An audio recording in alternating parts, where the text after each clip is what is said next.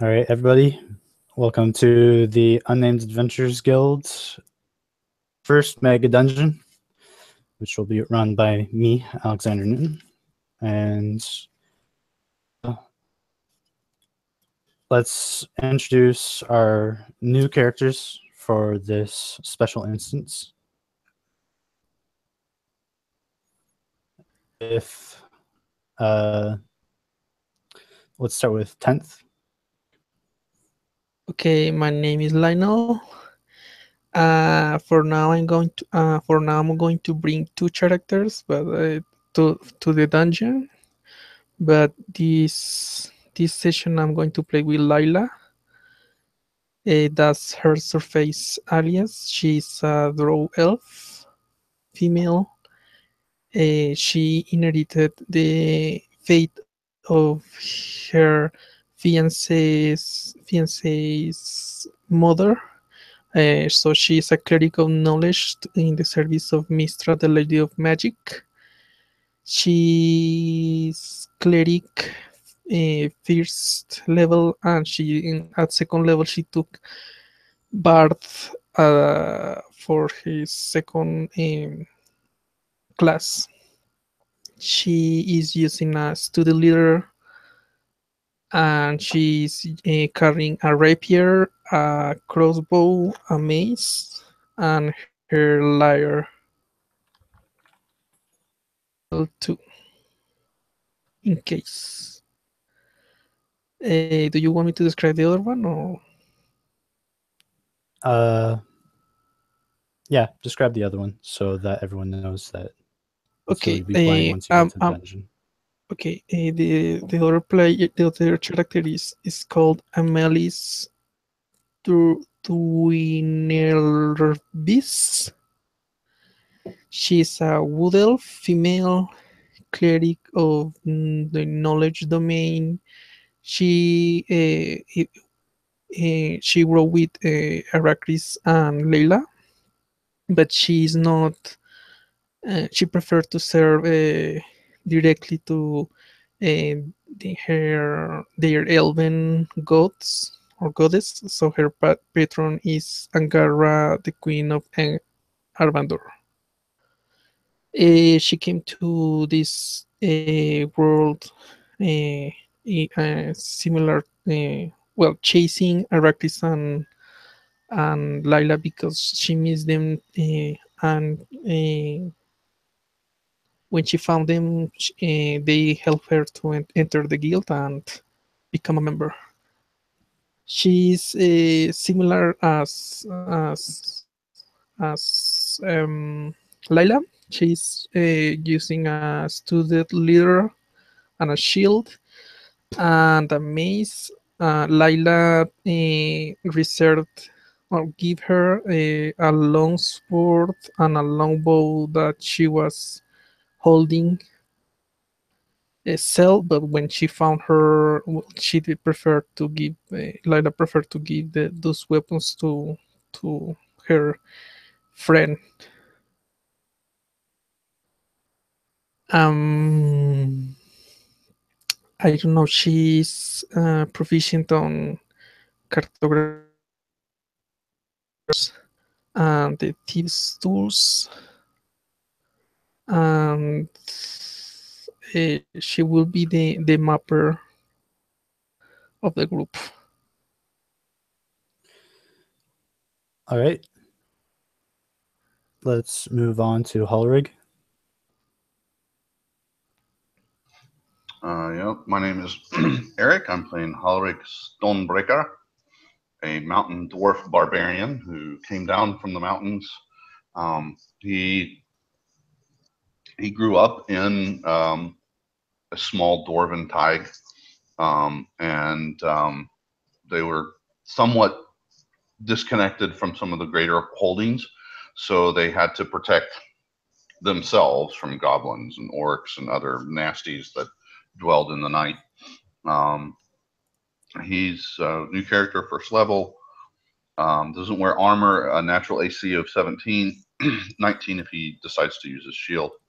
I'm trying to think. He fights with a great axe, or 2 hand axes, or a battle axe and shield, just depending on the situation. He's a very, very angry person, and he hopes to take his anger out on things that go squish.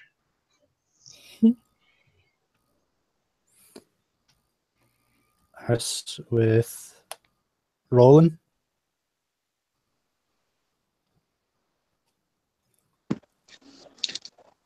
Yeah, I'll be playing Roland. He's a high elf, wizard level 1, because he's a new character. I 12, and he uses his quarterstaff. I went with the hermit background because after his people were slaughtered, he kind of just kept to himself. He recently got wind that there may be one other survivor, and so he's kind of trying to check into that, and that's what's bringing him back into society. Other than that, he's pretty young and getting started.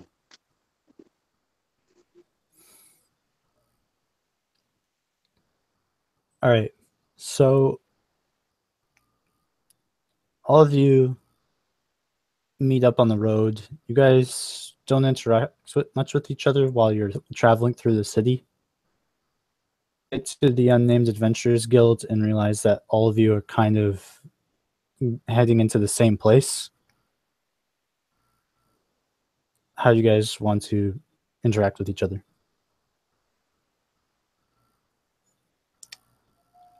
Okay, you see Lila is chatting with Amelis, and they are looking through the guild's board, trying to see how they can spend their time, if they can earn some easy money. And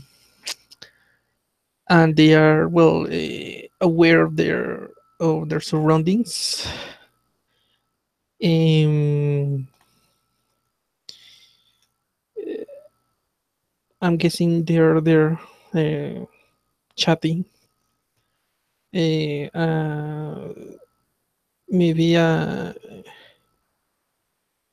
no, just chatting in between them two.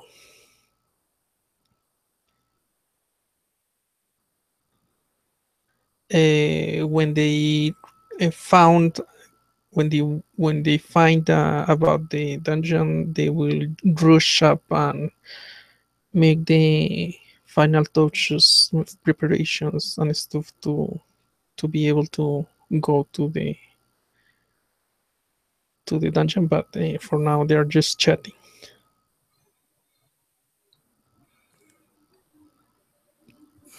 So I greet everyone I pass amicably, but I don't really go in for small talk. So I guess I just have heard a rumor about this dungeon hunt, or I missed that part. It hasn't been introduced. Nobody knows anything about what's going on yet.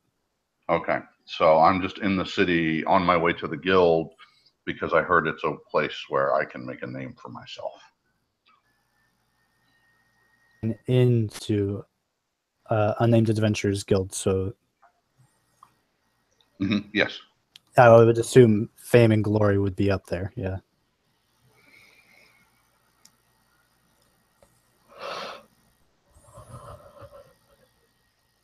Roland? I just head to the guild in search of the answers that I was seeking, not knowing what's coming my way.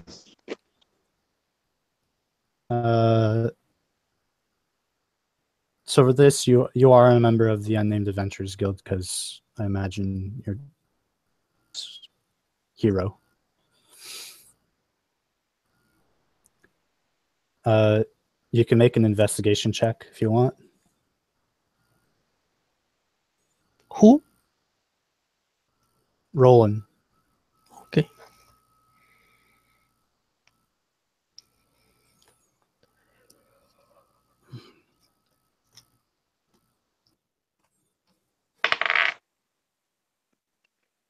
Uh, 22. All right, you start talking about to some of the lesser known members, and they start telling you about. You give them a pretty detailed description of what this hero might be, and they say, "Well, there's a lot of paladins who work around here. The only person that I can think of off the top of my head that's recent would be what was that fellow's name? Karek. That's his name. He recently just stopped a theft crime down Merchant Street.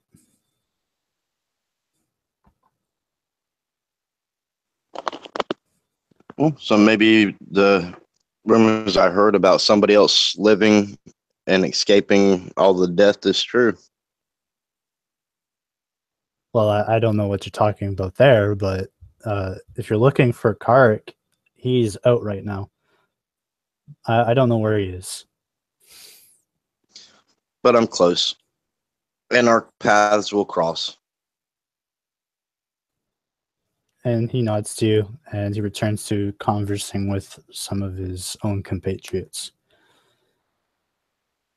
Eventually, you see what looks like a well-traveled person. He's a little bit dirtied wherever he came from. He just got inside the building. He seems to be counting some coins and holding a fairly large purse. He's carrying a lot of large backpack, although some of it seems to be just mostly brimming with scrolls and books that are just barely being contained inside this backpack. Seems to be looking around, and he kind of just looks around, and he just shouts, "Hey!" And everyone kind of just, since none of the bards are really playing and none of the conversations are that important, everyone kind of looks to him. He says, "I know a place where we could probably get lots of money. With me." I perk up at that and Yeah, me too, bro. immediately jump up right in front of him. Well, hello there, friend. My name is not memorized yet. Ulrich. Did I hear you say something about gold and gems and other shiny things? He says mostly. Yeah, it's going to be a long journey, but I think it's going to be worth it. So I'm guessing you didn't use your points on your intelligence stat.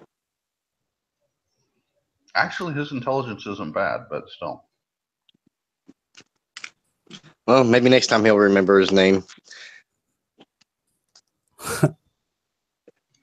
He's been in a wee bit of the drink.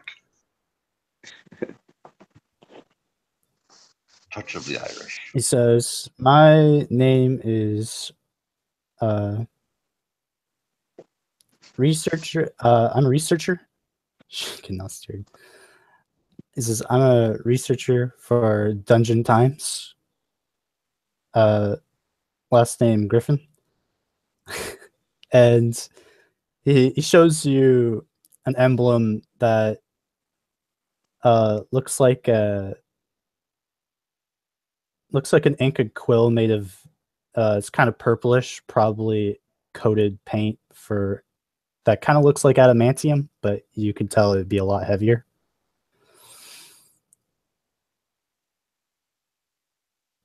He says, I work for the Adamantine Quill, and I'm here to hire people to look into this dungeon I found. It's huge. I don't know exactly how big it is, but every time I sent a group in there, and they haven't come out yet. I was hoping maybe I could send another group in there to just find them.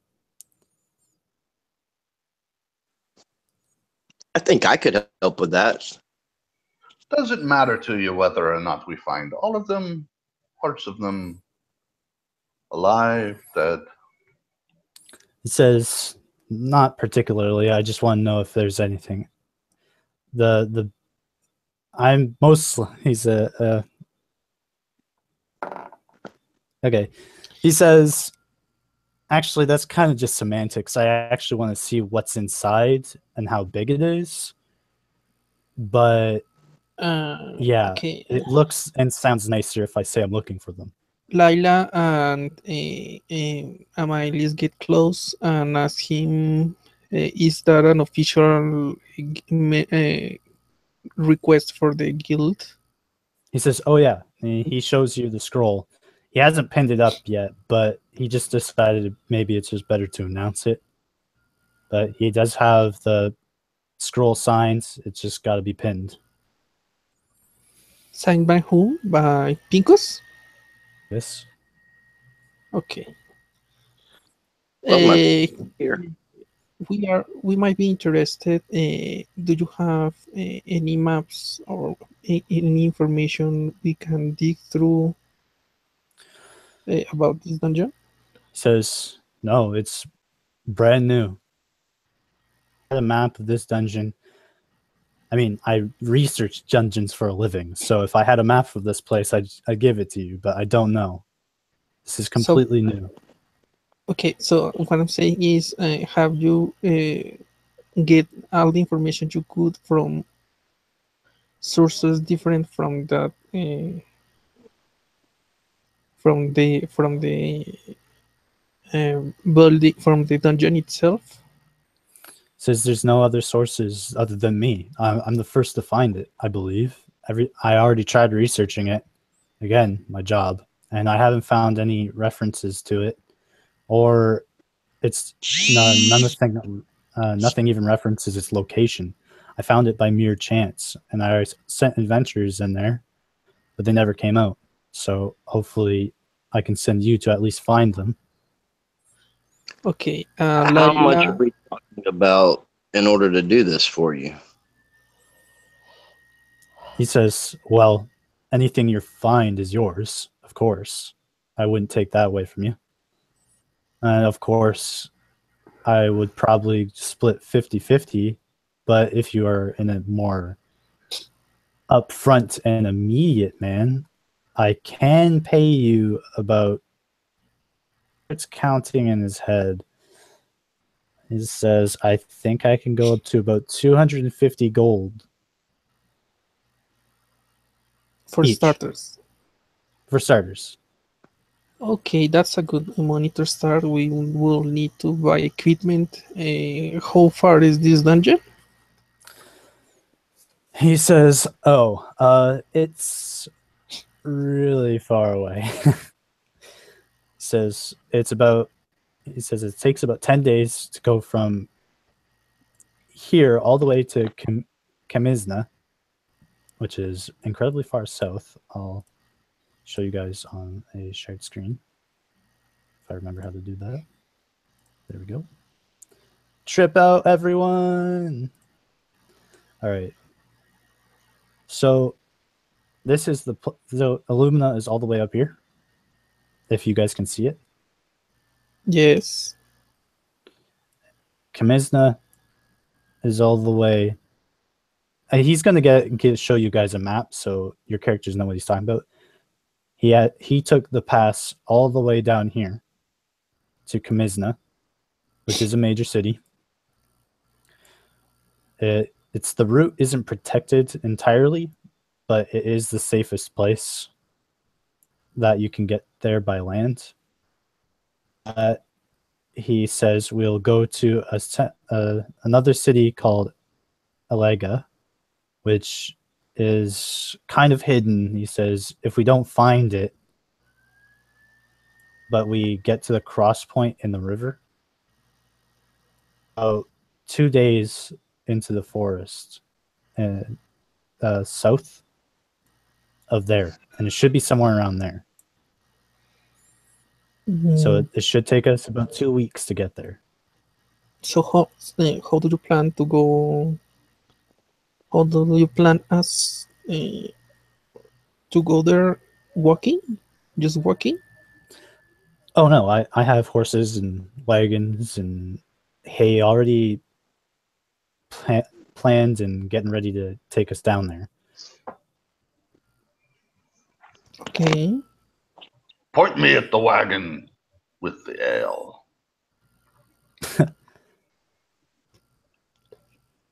He says you'll have to bring your own ale, unfortunately.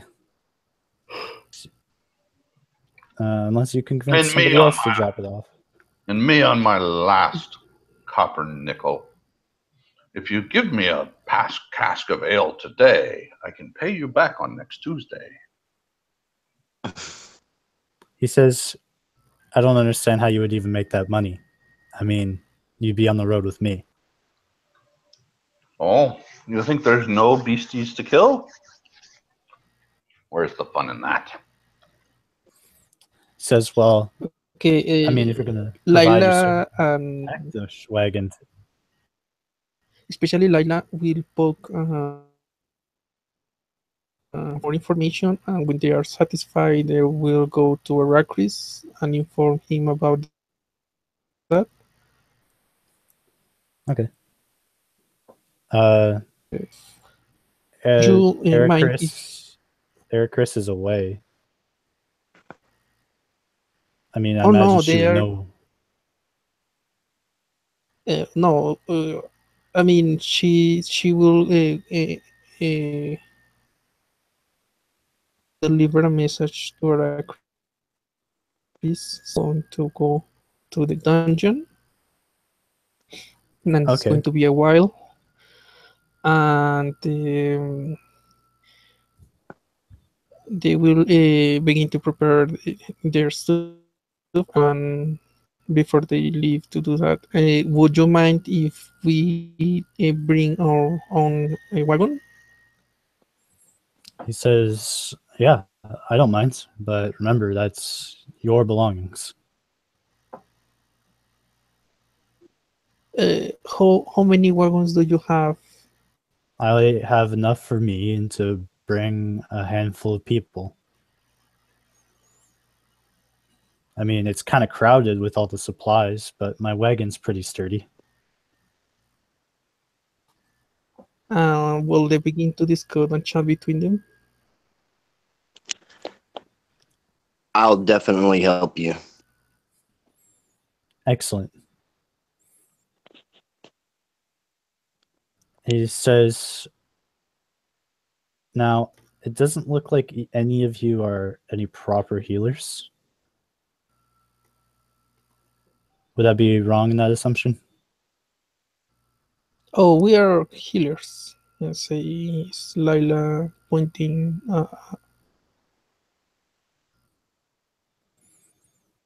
Okay, well, fair enough. On her, but we are not experienced to enough yet to not that that deep in the fate of the goddess. All right, didn't mean to judge. Just didn't see any holy symbols or anything. He looks to the four of you and he says, well, if it's just the four of you, then I don't see why we shouldn't leave. I told Pincus everything about where we are going and how to get there. So if anything goes horribly wrong and we all die, at least he'll know where to recover our bodies.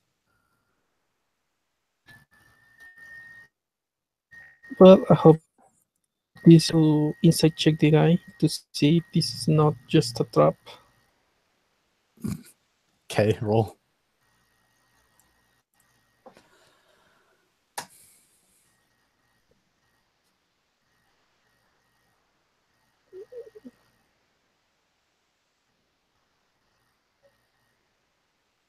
Natural 20, 22.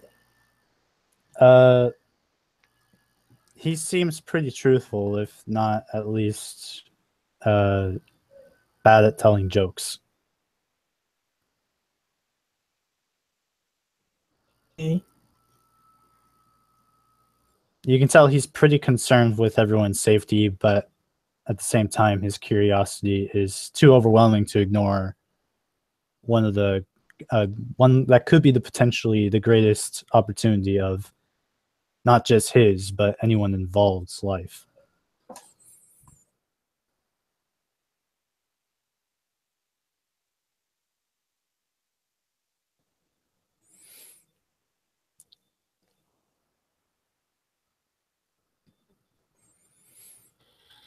He says, I'm I going to don't go know you get that guys. barrel of ale. And I don't know you guys pack things, prepare stuff for my rations just in case. Maybe a tent. Can you give us the money? he says up front, I have 10 rations and no gold. Yeah, but he to says, get well, if you there, guys want to buy other things, I guess I could give you 50 gold now. remember that we will spend 10 days going there. Assuming we do not stop, that means that we will be using our rations during the way if we do not buy more. Our employer won't be feeding us on the trail. Oh, yeah, he will. He's got enough to feed you all for the trip there. I mean, I still wouldn't mind grabbing a few more days worth of rations just in case we are stuck in that dungeon longer than we are afraid of. But beyond that, All right. how much are So- rations? Out of character, how much are rations? Don't think they're that expensive. It depends on what you get. They're like five. Yeah, I think they're like 5 silver pieces. Oh, For 1 or 10? rations, the cost. I can look it up. Never mind. Sorry. Uh, Keep going.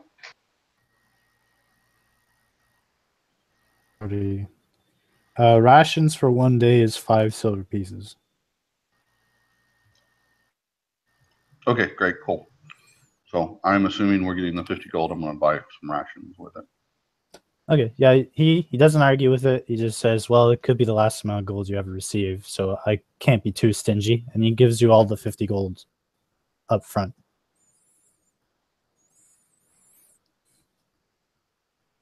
okay. Um.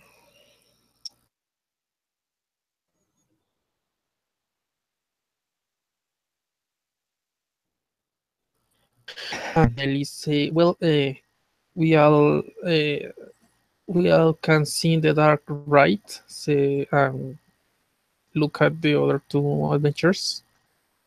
The dwarf, he can, and since the high elf, she knows more about. She secured that. So I'm guess she's sure that he can see too. Well, I'm guessing we will not need light sources. Maybe we should add to that stuff water skins or healer's kit kits. Maybe rope would be good. Uh, um,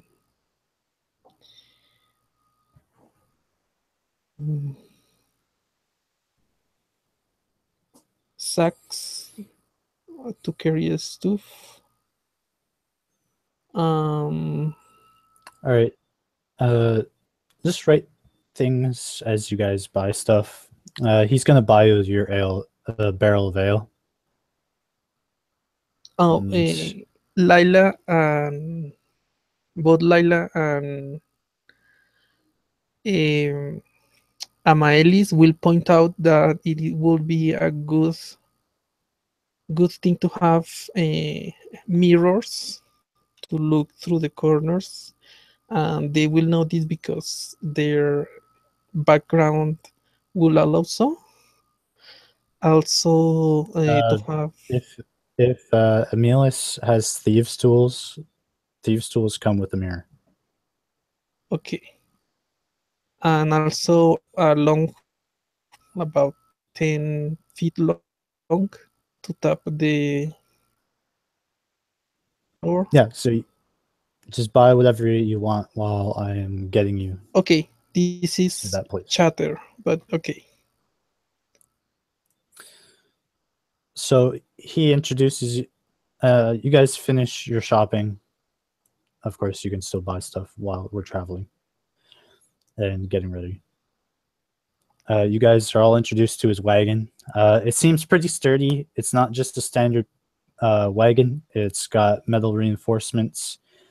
The cloth on the top is extra heavy to protect from not only any rain that may hit it, but also anyone from a desert background. You seen one?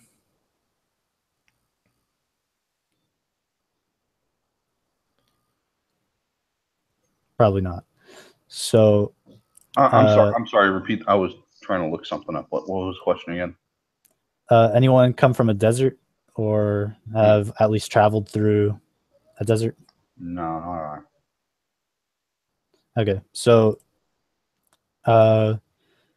this wagon is pretty decked out. It's probably the most valuable possession that he owns. It looks like looks pretty like it's been battered and possibly even broken many times, but it's been mended and reinforced to the point where it's probably more metal than it is wood.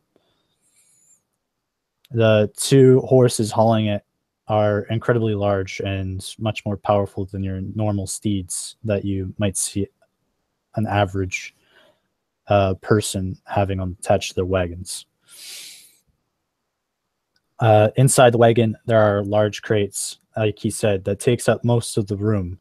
But considering how high the blankets are lifted and how strong everything is, he informs you that he's confident that it can handle any weight that you can bring along with you, and you'll have plenty of room to sit on the crates and wherever you please.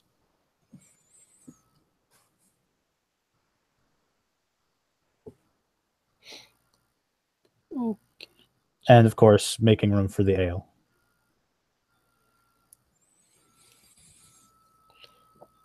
And does he have quill and provisions? Yes, the crates are almost completely dedicated to having rations for the trip there. And what about bottle glasses and vials for samples?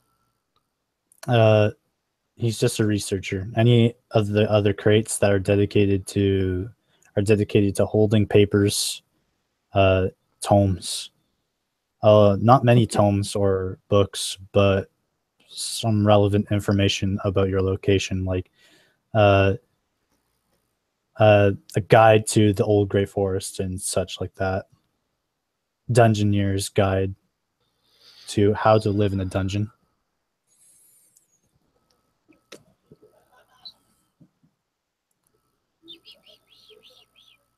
some of them are fairly novelty in that regard, but other than that, there are some more complex, probably nature checks if you guys wanted to make them. They're kind of more subtle, like what's safe to eat, shrooms in dungeons.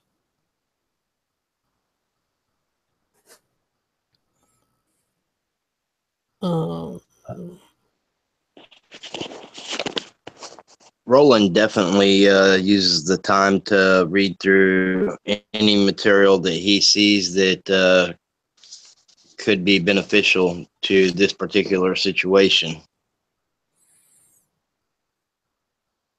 Okay. You're thinking about what? Make a nature check. Even if you can't, just make it.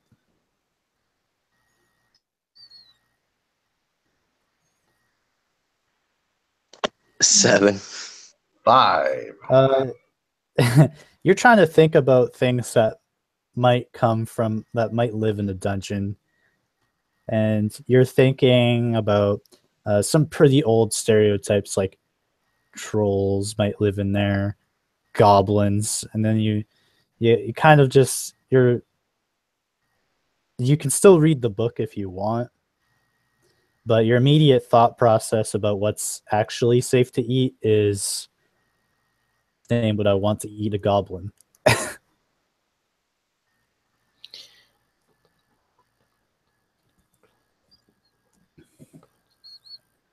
Upon reading the book, you actually see some more useful tips, like if you come across giant spiders, you can actually cook them over a fire, and it'll actually destroy the venom inside, so it's safe to eat.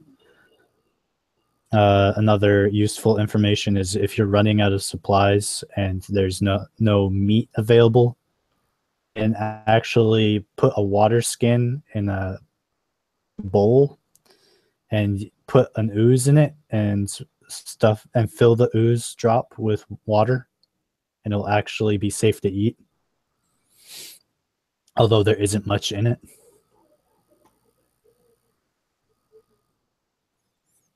Little hint tips and tricks like that. So whenever you're in this dungeon for today, for this session, every time you have to make a survival check based on what you're going to eat next.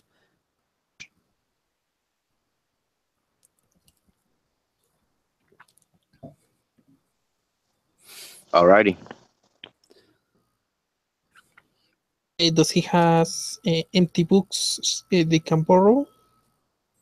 Yeah. Use them. He's not against you using them. He says if the more information you can get from the place without me having to go in there, the better.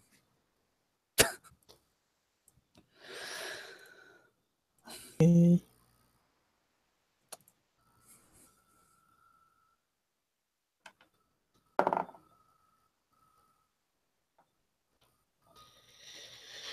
Okay, making the list.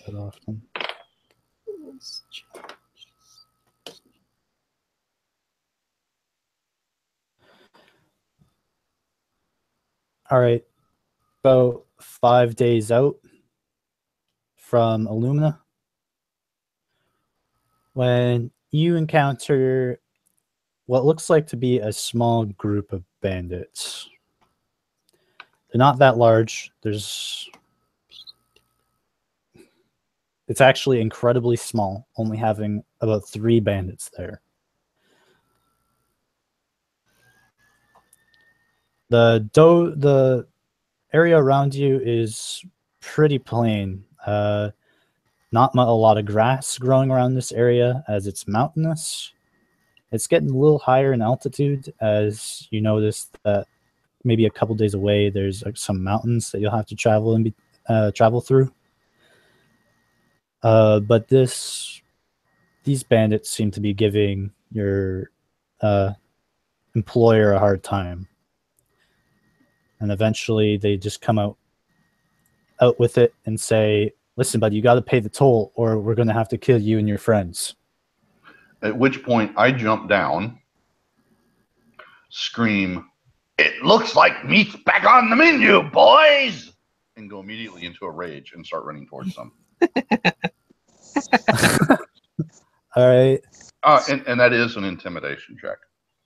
Okay, roll with advantage because they are incredibly shocked.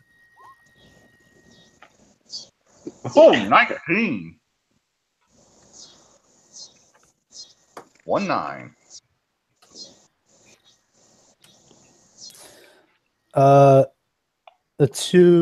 The supposed leader of them gets immediately scared by you and runs away. Starts running from you as you give chase. The second one sees you. He flinches, but when he realizes that their leader is running for his life, he starts running behind them. Third one. How many bandits are in the group? Just 3. They're a small ragtag band. Does Lila see anything valuable on them? Roll perception. Tu, tu, tu, tu, tu. Tu, tu, tu, tu. Tu, tu, tu, tu. Tu, tu, tu, tu. Tu, tu, tu, tu, tu, tu. Tu, tu, tu, tu, tu, tu. 12. Besides their weapons and equipment, value really stands out on them. She begins to shoot at them. If she can put down their it, she will do so. She has a light crossbow. Before we get to that, what does the third one do? So we know 2 of them broke and ran. He's running away. Well, they're all running. Yeah, they're all running. I'm not going to chase after them very far. I'm going to stay with the caravan. You chase them. You're going to give a full chase to just scare them off, or are you going to? No, that's what I said. I'm going to chase them enough to make sure they're running off, and then I'm going back to the caravan. And I do I do not run far enough away that I can't see the caravan. Their leader, is absolutely terrified of you. He's going to be running for a little while. So are we going to attack them, or are we going to let them leave? Our job is to get to the dungeon. They ran off, so we might as well continue. Okay, I cannot do this alone, so fine. Let's move on. But have in mind that they might be here when we come back, and that will be an issue.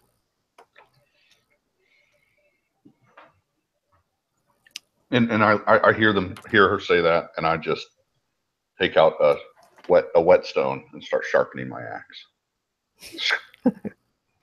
All right. Another 2 days goes by. You guys out again for a quick second. And you guys get to this point. From this place, it's all mostly downhill. So you guys travel a little bit faster. Once you get to that point, you come across what looks like a small camp.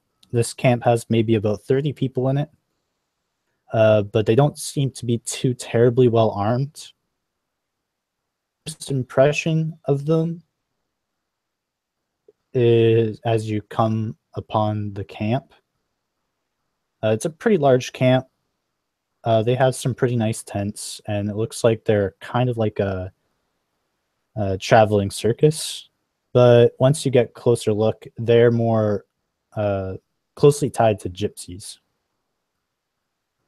You can see them telling fortunes, showing hero cards to each other, and essentially just enjoying each other's company. Okay. Here for a while. Lila, okay. Laila suggests that the party moves on and keep an eye on them in case they begin to chase us down. Do we smell any good food cooking? They're going to rob you. Uh, That's Oh, enough. okay then. Actually, since it's been a week and you've mostly been eating jerky, dried berries, and nuts, they do have what looks like a boar on a roast, like a couple of I can't remember what they're called, spits. Mm. And they're just spinning it over the fire, and the seasoning and the So not that whatever they use to marinate it. not that I'm actually suggesting this, but I almost want to roll a wisdom check. And if I fail, then it's like I am uncontrollably charmed by the smell of that roasting boar. Kind of put the homer on. Oh. Yeah, you see maybe See the little 3 smoke or coming 4 out. hunter. Sorry, go ahead. Yeah, no worries. You got about 3 or 4 hunter types just watching it spin. It seems that after can the investigation checks on the group? Sure. Oof. I'm the smart one, too. 7. Laila is not that interested on that 5.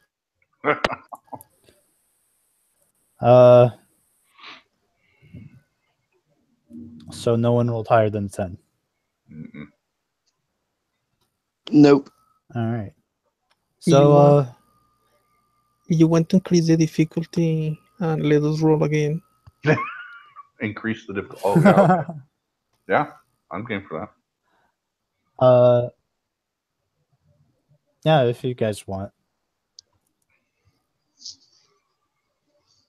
Oh, yay. 15.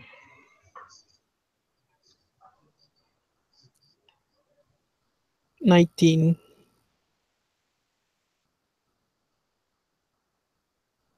Roland, did you want to reroll or?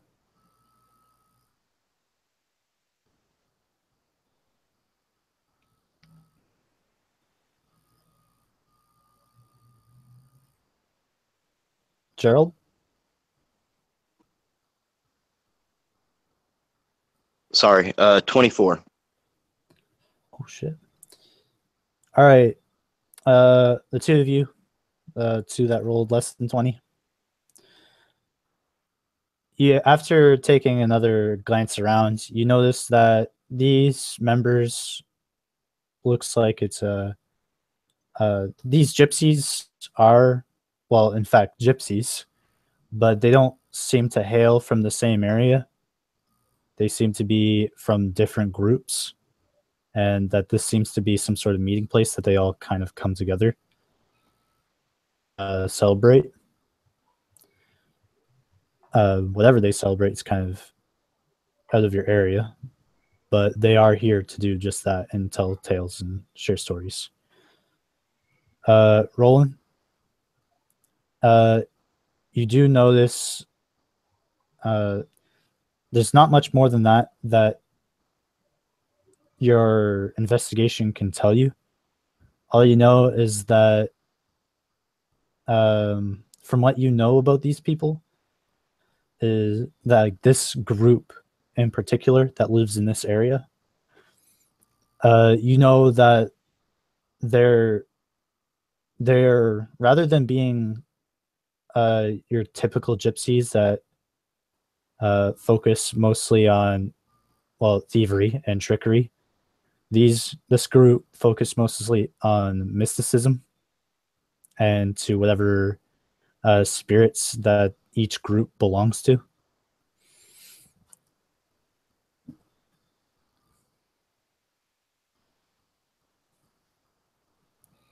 So it's incredibly unlikely for any of them to be considering stealing from you anytime soon.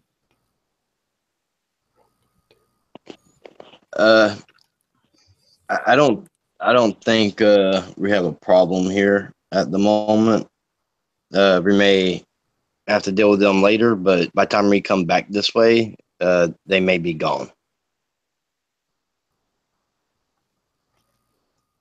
If y'all want to keep moving. We can, if you want to, I can um, chat them out for them to be friendly in case we need help from them, and you could eat with them a dwarf if you are that hungry. I barely hear you. I just I'm in a trance,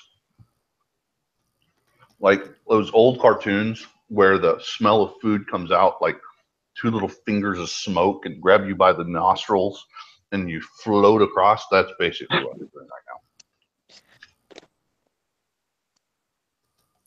now. All right, so do you stammer out of the wagon?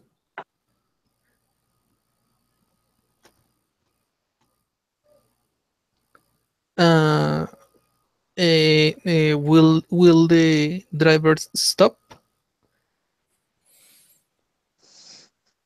Well, I mean, you can't tell them, but because you have to drive the Yeah. other one. But yeah, I'm asking I'm asking the group what they are intending to do, and Leila is suggesting that.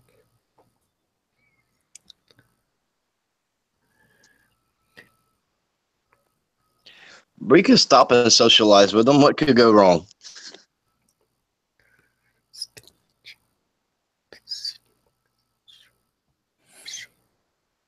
the researcher says, "Well, I don't see why not." Pulls over his wagon.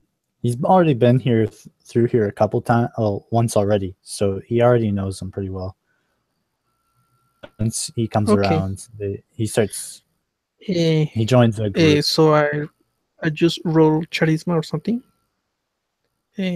Persuasion or Well, performance. depends what you want. What do you want to do? Befriend Uh, them? Befriend them and improve that befriend by uh, performing for them songs so they can enjoy their or maybe if they have already a bar, maybe join the bar on music with play music. The music is pretty light. They only seem to have a couple of bards, and they kind of just play when they want to. Okay, so I have If a you want, you can. proficiency in both If you're persuasion playing and performance. performance, give yourself advantage. Sorry. If you plan on charming them through performance, give yourself advantage. Okay. It's not charming as a spell, but as a uh, 19. Okay, so you managed to draw in, well, most of them, really. And give me a sec. Okay.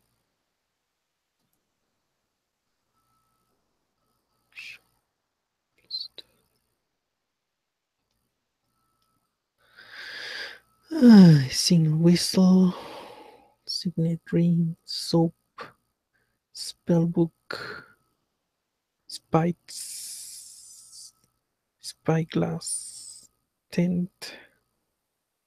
Okay, two tents.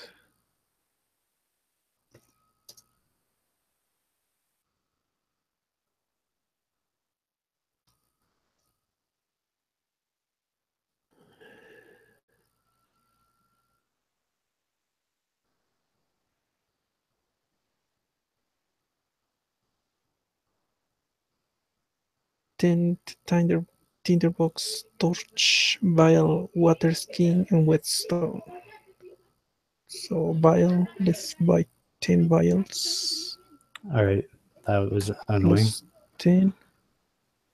All right, so you draw in most of the group, and they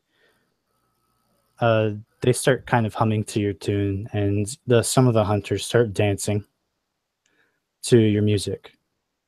Eventually, when Okay. your song comes to an end, they invite you to have a drink and get something to eat. Okay. So And guys, I'm already enjoy, like on my or third it's only for Lila? at this point. It's if you want it only for her, then No, for all of the group. I mean, it's for them to know the group and maybe be a good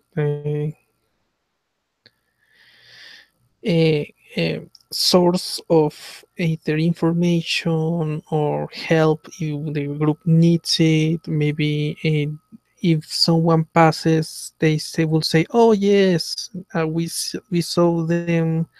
They went food, etc., etc." okay, yeah. So, well, you sit down. They give you guys it's like to be freshly made wine, so it's not that strong, but it's an ale. Um, uh, she will inspect both Laila and the other Amaelis will inspect the wine and give their blessing to all the food they have, say, to prevent intoxication.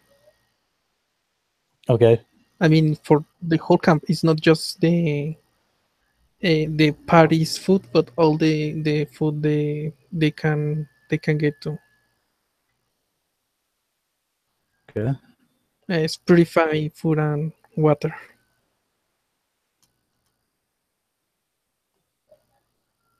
All right. Uh, well, they would prefer if you didn't cast it on the whole cache because some of them do intend to get drunk. But Okay, well, not the wine, but the food at least, and the water if they have water. okay, so you purify their food and water, and they just take it as some sort of blessing. Okay.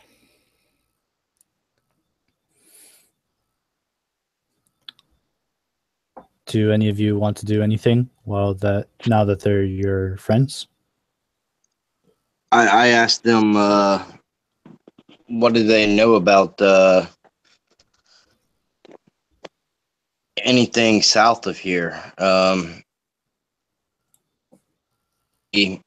Any dungeons or anything? Well, okay, you start talking to what looks like another traveler, and she's one of them, but she seems more traveled than the others. And she says, "Well, there's the city of Kamizna. There's not much going on there, but they do have a lot of coffee shipments that go on down there. But so there's a lot of trades. Because it's just how watery the place is, there's not much room for walls. They do kind of have like wooden fort walls, and they are pretty huge, but you couldn't put anyone on them. But besides that, it's mostly just for trading. They do have a couple explorers guilds down there. As far as dungeons specifically, she says there's some lost ruins just before Kamizna, but I wouldn't go there. I believe there's great evil that works there. I'll have to make it a point to go there sometime then.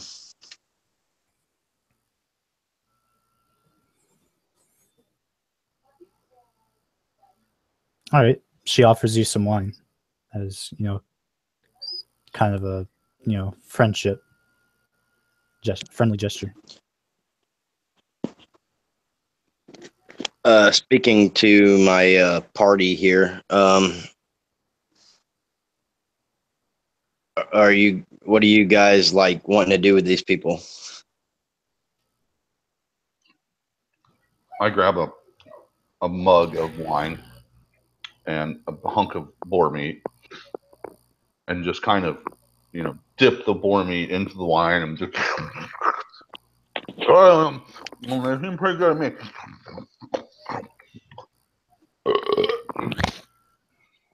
A question: I cannot find the arrows or the bolts. Are they on weapons or are they in? They're on weapons.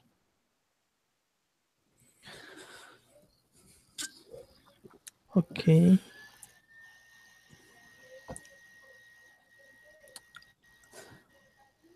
All right. The hunters laugh at you as you gorge on some of the boar meat and fast on their wine.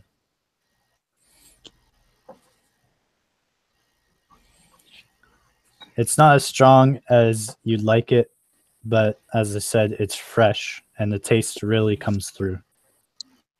Well, and we've had nothing but field rations for a week. I'm sure that grape juice would be equally good at this point. I do make a point of appearing very grateful between bites and appreciative in a old school sort of way. That this is deeply moving, almost a religious experience. All right. You kind of just as the wine kind of starts getting to you, you tell them how you feel about what's going on, and they enjoy your honesty, and they pick up they start picking up a dwarven song that you haven't heard in a while. I set down my food and I start belting along. Okay. I have a total. Will you let me roll for Lila's check to see if she can get a discount for the gear she bought? Yeah. Okay.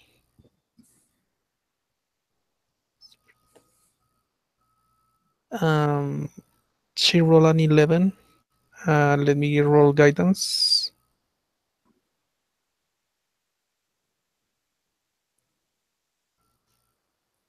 15 total. All right. Yeah, you managed to get a discount of 10%. 10%?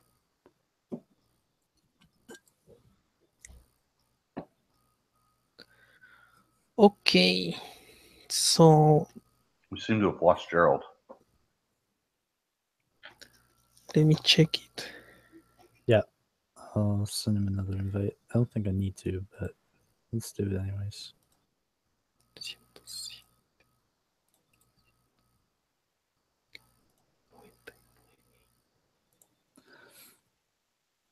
There we go. She will have to use from her savings on the bank. Yeah, the merchant says he'll wait for you. Okay. 10. Okay. And I bought a lot of stuff. Mostly will be packed on the holding bag. Okay.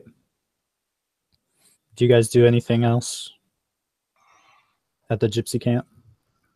After engorging myself on food to a point that honestly nobody would think possible, that 20 Constitution really came into play. And drinking just gallons of wine, I just literally mid-song pass out. Just Okay. fall over.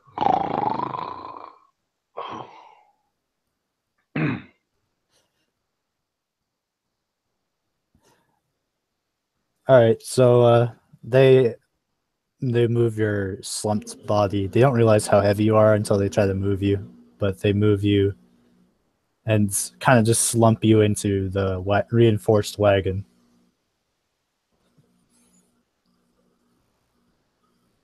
As they're moving, I go, yeah, mayonnaise.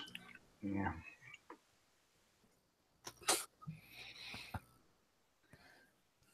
Roland, do you want to do anything else while you're here? You see them picking up your friends, and you're kind of worried about what they're doing, but then roll them into the reinforced wagon. I just thank them for the help of loading up my companions and tell them it was nice seeing them. Maybe our paths will cross again. They all bow to you. They say you're leaving so soon.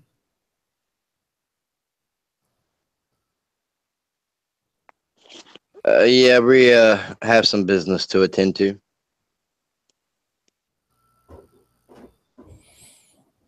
All right. They respect your decision. And they yeah. And they kind of replenish some of your food stores. Of course, the researcher pays them because he has to live there sometimes.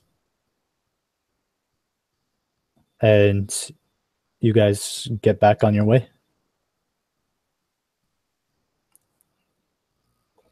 Question mark? Yes.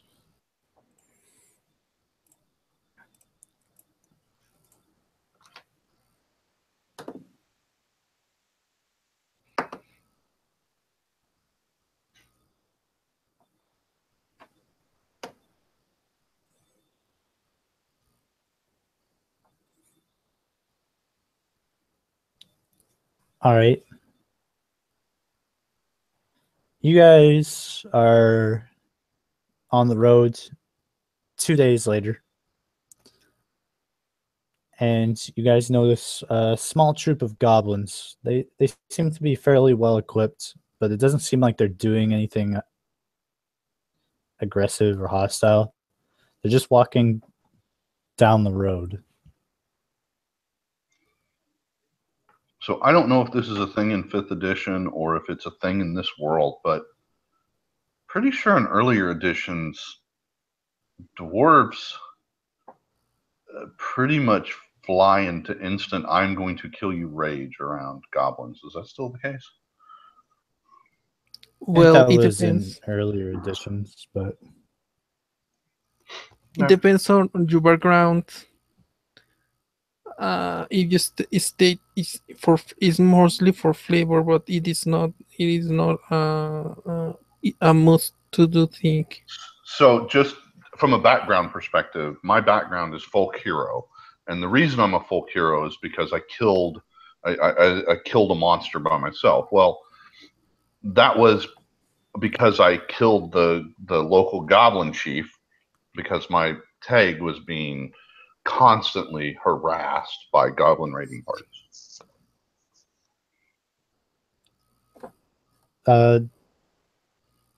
well, they aren't doing anything in particular. They're not incredibly equipped. Most goblin raiding parties I you look at them angrily, at least. Okay. And kind of growl. Well, once they see you and they see how aggressive you are, they kind of back away. I don't take my eyes off. As long as they're in view, I'm looking at them. Okay. You're watching them, and when you can't watch them from the front anymore, you move to the back of the wagon to watch them. And they don't. I do that thing with my Eyes fingers are in there? where I like point at my eyes and I point at them and I point back at my eyes. I'm watching. Yeah, you can see that they're definitely interested in what's going on with the wagons, but when they see that there's a lot of you, they decide, like, you can see them kind of shake their head as they keep walking.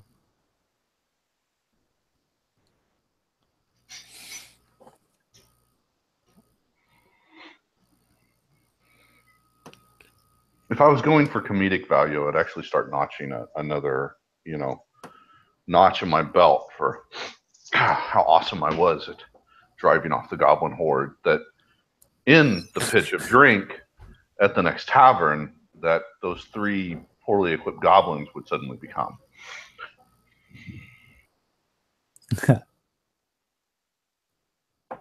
All right. So eventually you arrive at Kamizna.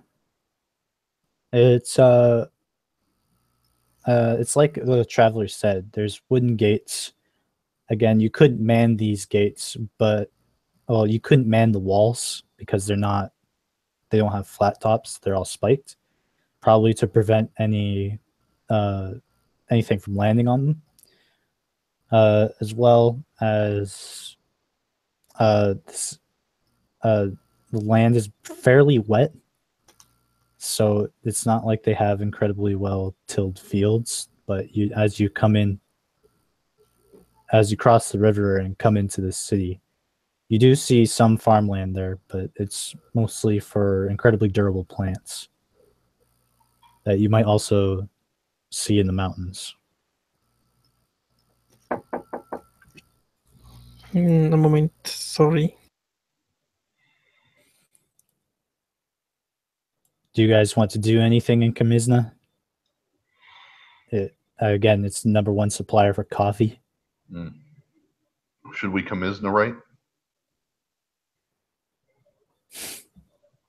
Y entonces, ¿qué estábamos hablando? Oh, sorry, you speak English.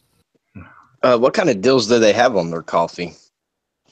Well, since this is kind of like they're kind of having a farmer's market right now, they can give you some freshly ground stuff. Just the stuff that you might find in Illumina. They have some pretty standard coffee that they're selling at half price. But they also, you can see that there's another like couple stands and wagons that are selling some really exotic stuff at only double the price, which sounds like a lot, but if you were to order it from Illumina, it'd be like times 10. And it's all even the exotic stuff is coffee? Well, it's just exotic coffee.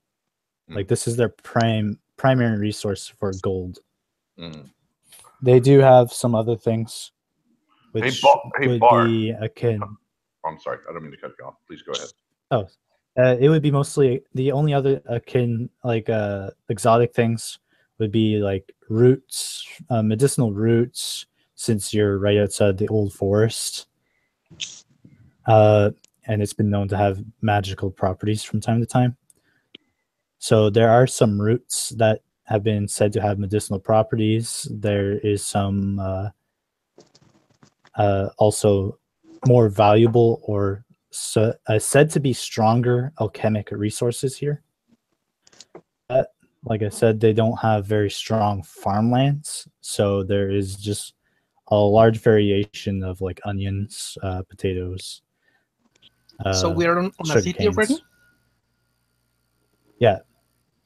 It's not anything like Illumina where it's like stone walls. Most of it, there's no stone flooring or anything. So your wagon's having a pretty tough time getting through the wetlands.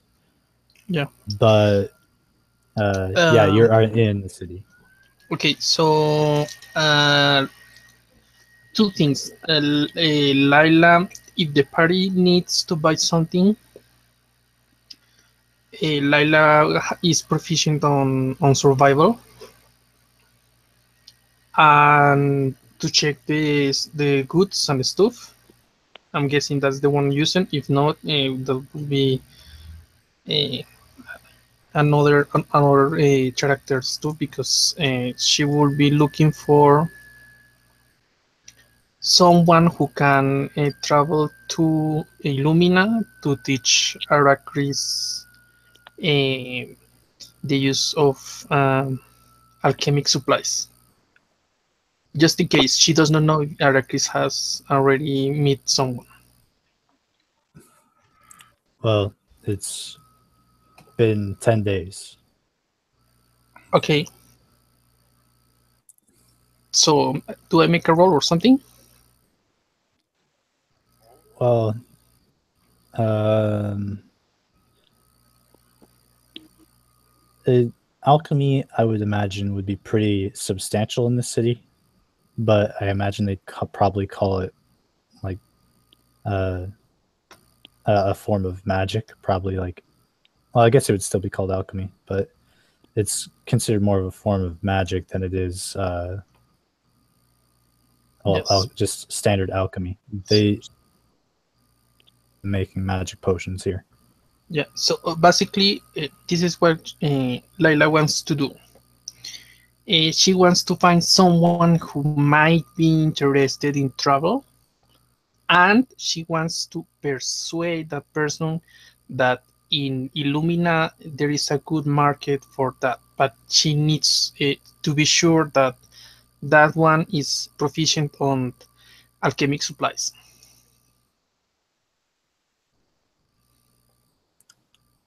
All right. Say roll investigation. 15. Do Uh, I add my... you go. You visit some places that to be main hubs for the alchemic community, and you talk to them, and none of them seem particularly interested in traveling to Illumina. But well, she's trying to persuade one that there is a good market in Illumina because no one seems to be challenging the current. That she knows the only alchemist that is in there, so they can go there and make a great business. Uh,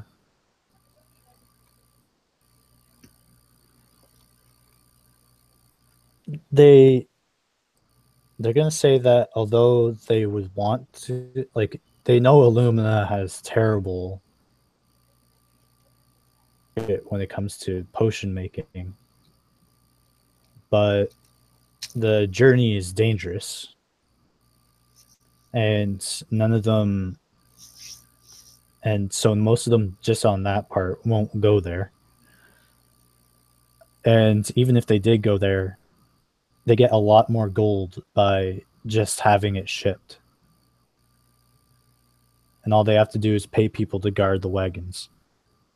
Okay, so she will just leave that it's an opportunity to for them to earn money by teaching their craft, and it should well basically more stuff for to secure at least someone goes to Illumina. Yeah, and she talks about the Name Adventures Guild, that there are a lot of adventures in that city and they require potions and stuff like that.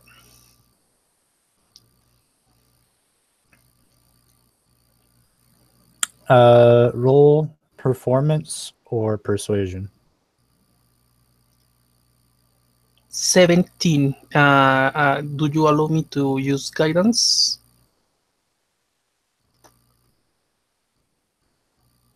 Sure. A total of 19. All right. So, being a big game for the Unnamed Adventures Guild, and one of the local, what looks like, he looks like a more tribal warrior taking on a more barbaric, like very primal, very barbaric appearance. He's got many tattoos on him, but he tells you that he's well practiced in the uh, alchemic practices in the area, and says that if they'd be willing to take him in, he'd be willing to go down there. She points out that Aracris, her fiance, is working on a town not far from Illumina, where he can start practicing for cheap prices, and if he contacts Aracris, he might help him. All right. He says, I'll start heading over then. He says, And the roads are obviously, dangerous, but I think I can get there. okay, and obviously she points out the names, the town, and gives the basic directions she knows from talking with Aracris.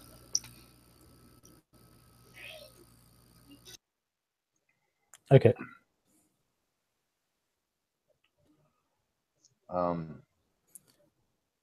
So Helrig is going to, once he sees the bard is finished with this transaction, is going to unceremoniously grab the bard by the arm and say, "Come here," and walk over to one of the coffee sellers, or the discount coffee sellers, and once there is going to set one gold piece down, look at the bard, and say, "Get me coffee with this," and step What? back. Just fold his arms and look, just expecting the bard to do bard shit.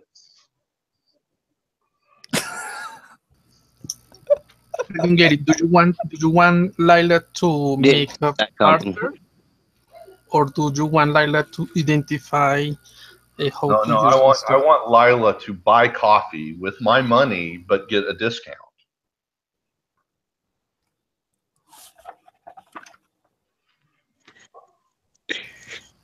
Okay, she will help him with that.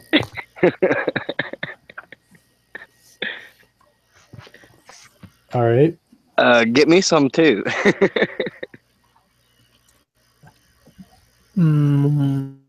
So persuasion. Are you going to help her soften the? Yes, I will stand there. Well, I will stand there glowering, looking mean.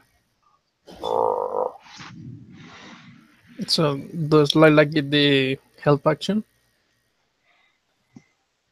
All right. Here, if she's willing to sell coffee to you, and she looks at you confused.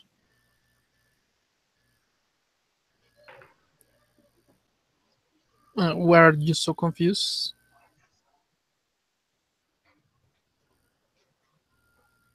Do any of you know Orcish? Let me see. No, I don't. Uh, not Lila. Let me check. Amelis. Uh,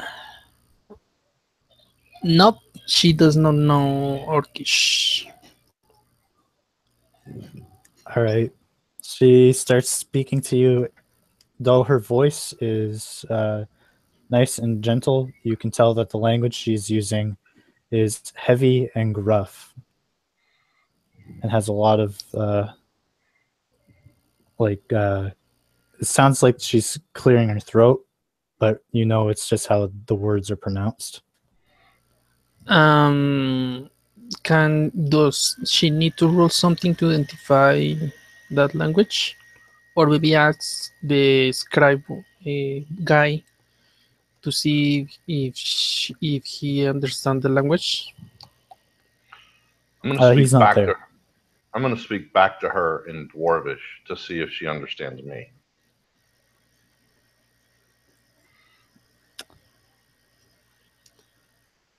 She hears you,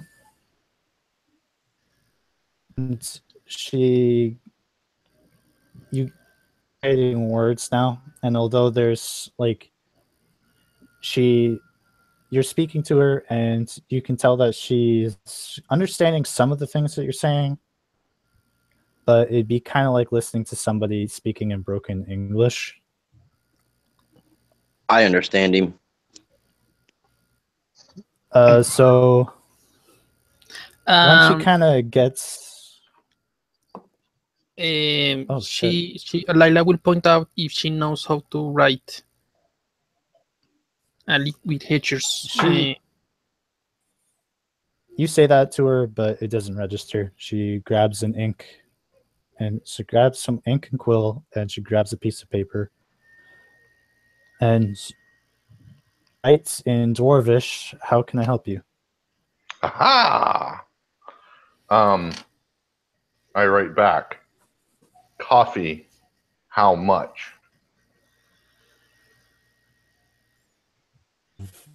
She writes, "Of course." Want. I point at my gold piece and point back at the words, how much?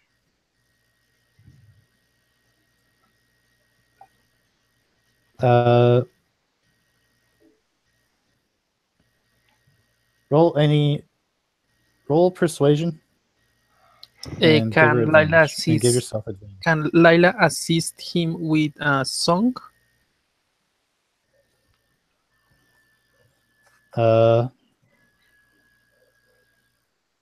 Okay, roll performance first then.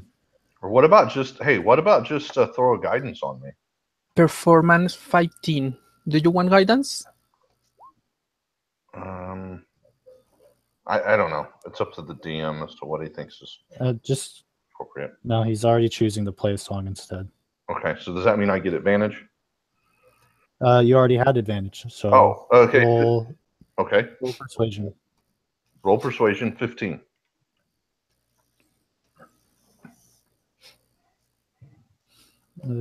Gotta find how much coffee is. Yeah, kidding. You didn't think I'd do it, did you? They never do it. Sounds like a good way to stay up while doing watch. Or to get up after a night of heavy Just sitting there. Because you spent all night drinking coffee. That does sound about right.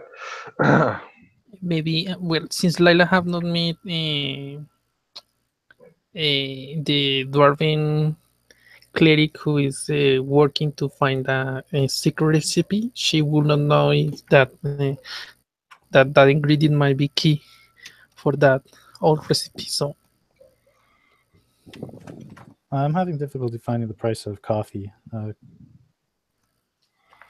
So Anyone- yeah, it's not there. I really don't think it's actually in. let me see if I can. So the question is, how? Trade What am I goods. going to use instead? I'm sorry. Go ahead. All Trade right. goods 1 CP per 1 pound of wheat. 2 CP Yeah, for 1 pound of flour. 5 CP for 1 pound of salt. For 1 pound of iron is 1 So that's SP. okay. So I mean that's fine. So hold off there. Hold up right there. So the question is coffee very rare in this world, or is it a fairly common thing? you can get it at a general store. I've come up with a price already. Okay, So perfect. the 1 gold, you point the 1 gold to her? Yeah, I pointed at 1 gold. I'm just trying to establish a baseline. Okay, so she writes down 0.25. Whoa! Holy hell! And So that's half off. Yeah. That is some expensive She- coffee.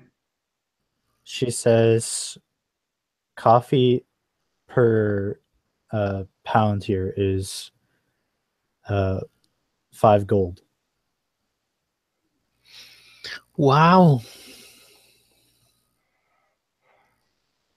So in alumina, it's 10 gold. Oh, it's cheaper. And if you but if you get exotic coffee, it's 20 gold. And in alumina, if you want exotic coffee, it's 100 gold. So basically, in Illumina, you can buy one cow with 1 pound of coffee. Yes. She points out that to the dwarf. I throw down 5 gold pieces. I gave her 5 as well. All right. She has pre-tied,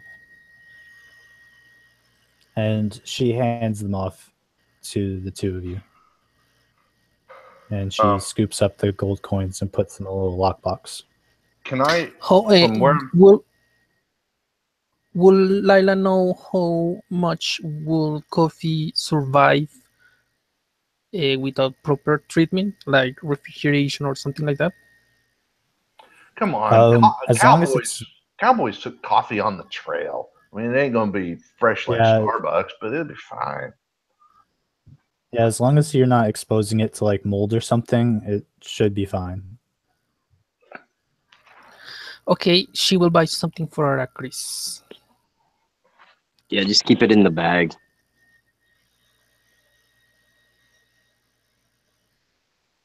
What do you want to buy? So, coffee.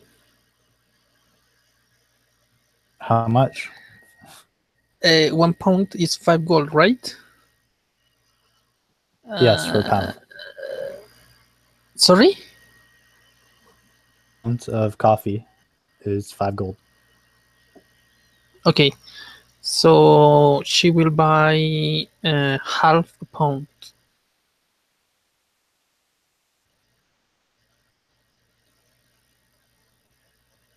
Is exotic coffee or normal coffee? This is normal coffee. Okay. It's two. She. Do you get?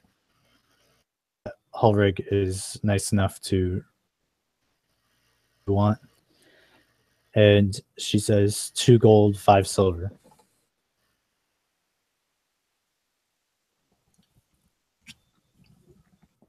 It's 2 gold and 5 silver.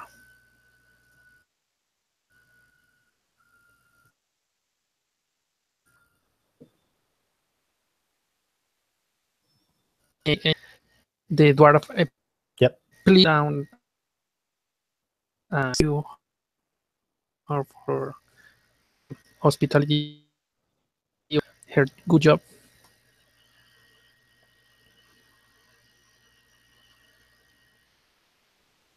Do you guys want to do anything else while you guys are shopping for general goods and food?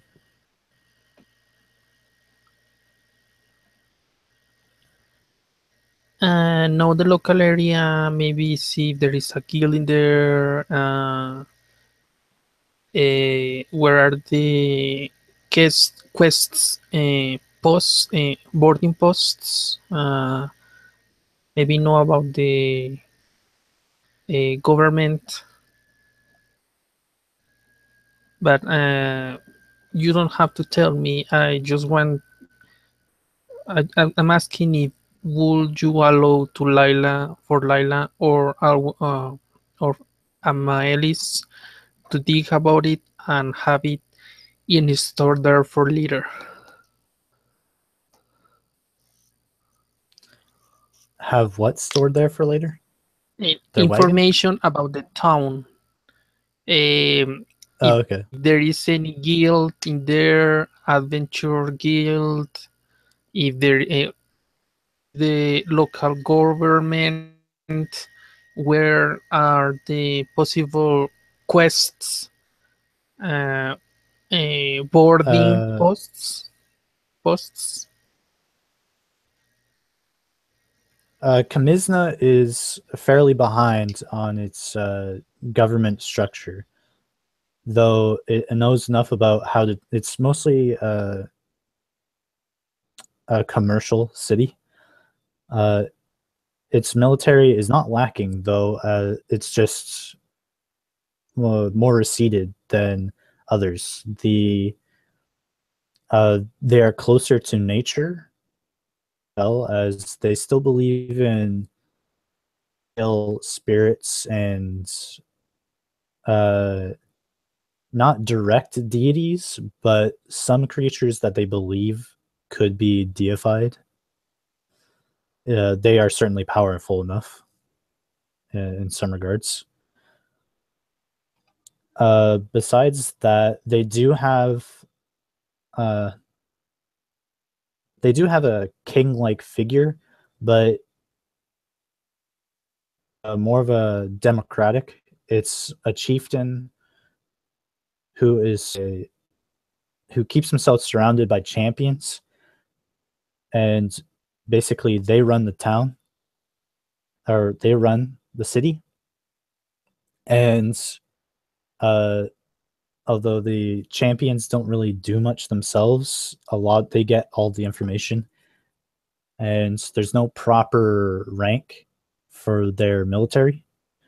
It's just you're a warrior and you have to prove yourself to us in order to become respected in the city.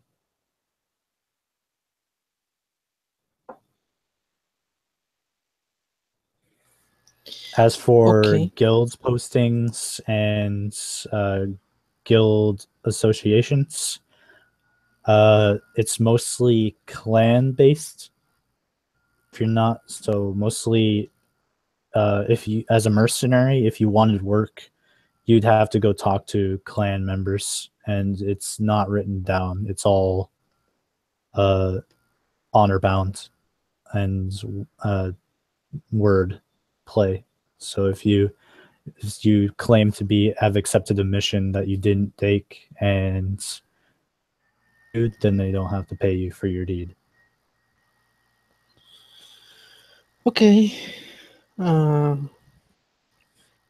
the rest will be local rumors. If she finds quests she can know about. But she knows her focus mission case. You know that you cut out for me.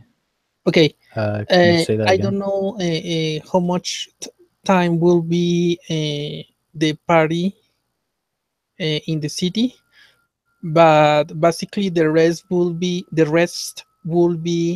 knowing about rumors or stuff that needs to be done similar to quests, and maybe to see how good a guild, an adventurers guild will be here, like emissaries from the unnamed adventurers guild. You start asking around the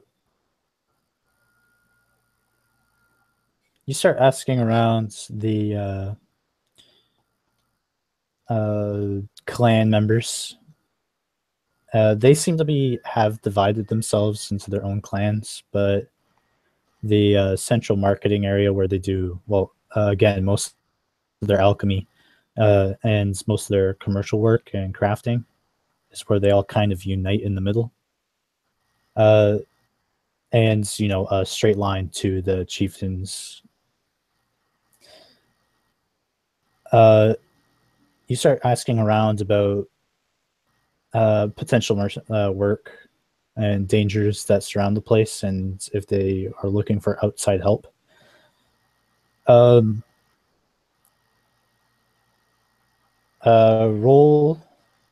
charisma.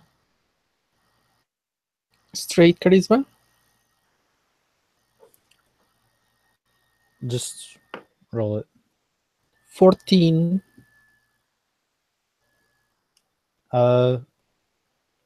They were. So you start asking around, and you can see a bit of mistrust in their eyes as you start asking around about their troubles. Do they hear you for a little while and start to get to know you?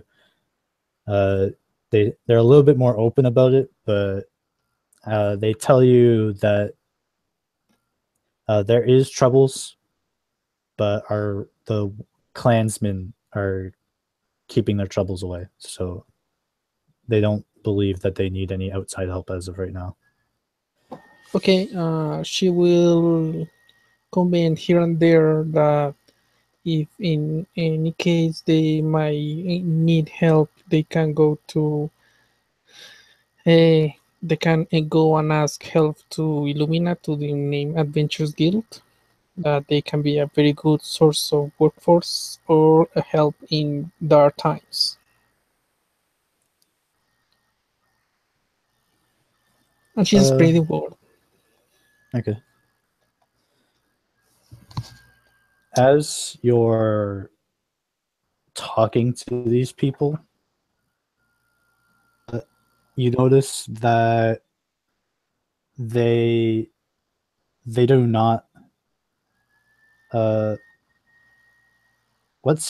do you have any dwarvish languages? And nope, I will. If you ask me, if she finds out that she needs to speak Dwarven, she will bring the dwarf along. No, they are actually speaking in. Although they are speaking to you in common, they can't form their sentences properly, and some of the words that they replace is coming from what sounds like the dwarvish script. Okay, so And Lila has Dark Elf Silent, Undercommon, Elvish Common, and Silver. And Amaelis So- has Celestial Common, Draconic, and Elvish. If that helps. none of the languages And collide at all. let me check if she has the spell. Lila has comprehend languages from the Bard side. You can cast it if you want. Sure. Well, it will be mostly writing stuff, but yes. So from looking at the signs and looking at and how they talk to you, they have deeper voices, and even some of the women have deeper voices than what you'd expect some men to have in Illumina. You can tell from their writings that they are definitely using the Dwarvish script as their primary language. There is a bit of common kind of rolled in there for maybe a little bit of grammar. For the most part, the language seems to be coming more from Giant and Orc. More Okay. Orc than Giant, though. The spoken language and the written one will be Dwarvish. Yes, that's the scripture that they use. Okay.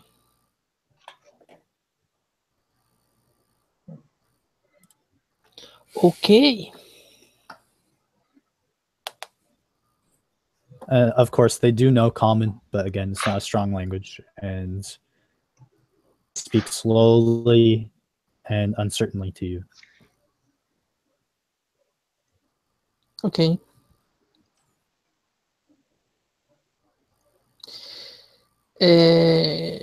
Yeah.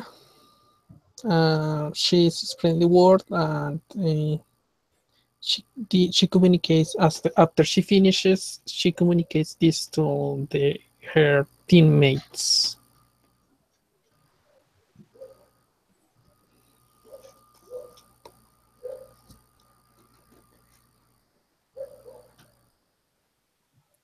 Anyone want to say anything? Sorry? I just want to see if anyone want to reply to that. For them, okay. Question: Does I do not have the name here? Eric's character, does he know? Does he have a bot to talk of that? I believe I do. Yes, I have an iron pot.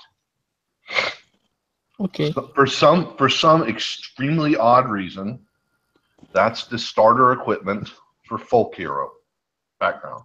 An iron pot, a shovel. Yep. Yep.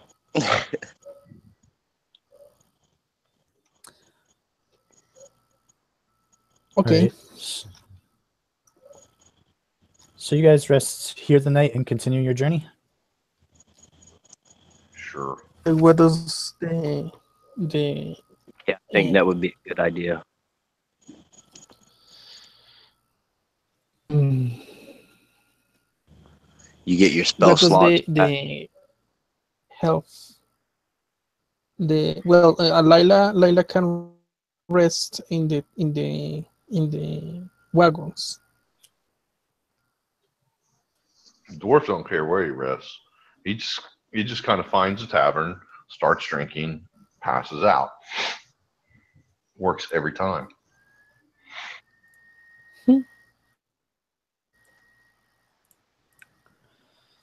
All right. And for some odd reason, every time the bouncers pick him up to throw him out, he goes, mayonnaise. Nobody knows why. It's his safety food. That's what he thinks about. That's his go-to. All right. Oops. All right. So you managed to travel south. Well, you actually not south. You managed to follow the river. The river is actually quite easy to traverse, and although there's some predatory animals that come there to drink, they don't seem too invested in the idea of hunting. They're also strangely comfortable around your presence, as if wagons come by here often. Okay. You get to a crossing rivers, and researcher says it's time for us to go south from here. I don't see the city, so it's just best if we head there south and get to the dungeon.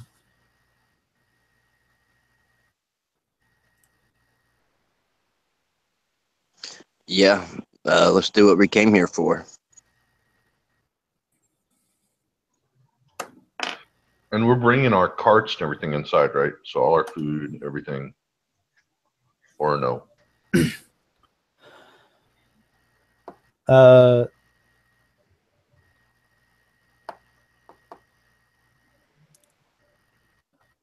It starts to get pretty thick in there. After about, I would say about 8 hours, even it starts to get unbearable. Like the wagon starts stressing when it starts running over the roots. And the researcher says, I don't think we can go any further than this. We'll have to set off on foot.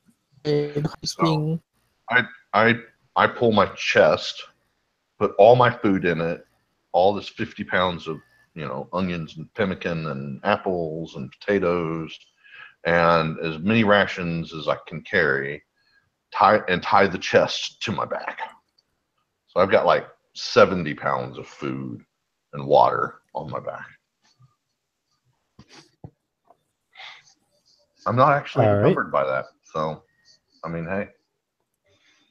Besides, as we eat the food, we'll have a chest to put the treasure in. So there you go. All right. As you traverse south, nothing occurs during your first day. On your second day, you guys start seeing what looks like the ruins of, well, an incredibly ancient, what looks like temple, but there's so many trees growing over the rocks. It would be, and the roots are so thick here that it would be difficult to tell without actually being shown this place. It would be difficult to tell if this was anything else. Just look like trees growing on a big rock. So Lila will use will Laila and Amalis will begin to for a good enough spot to camp, and four of the others to chop down the trees if the space is too small. All right. Just as a quick note, everyone roll perception.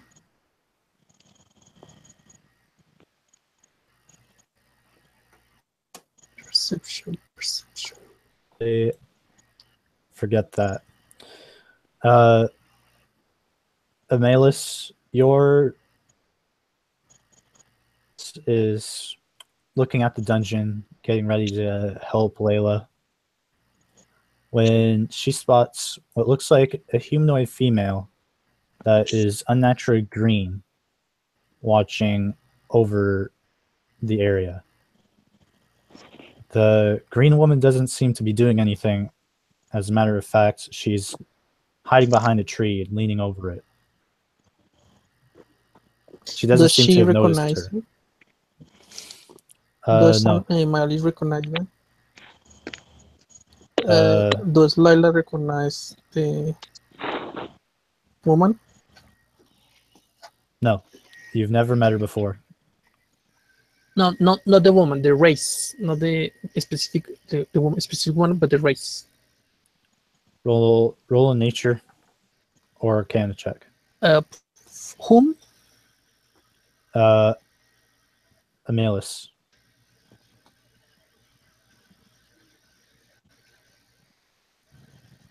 Who? Amalis. Okay. Nature. Oh, interesting. That would be.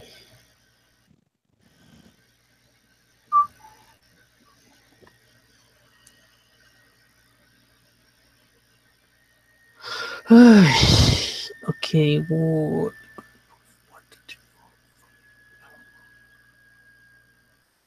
An 8.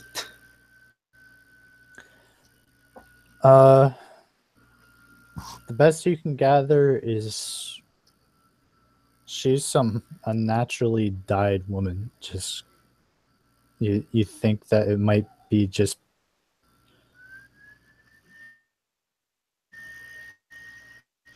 Well, she tells the others, but discreetly, not trying not to scare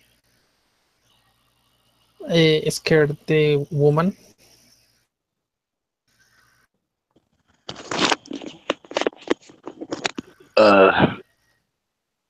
Where did you see her?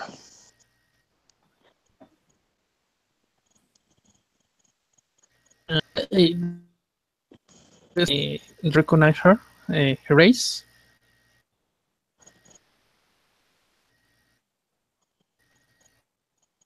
No. She looks just like a painted human. She looks green.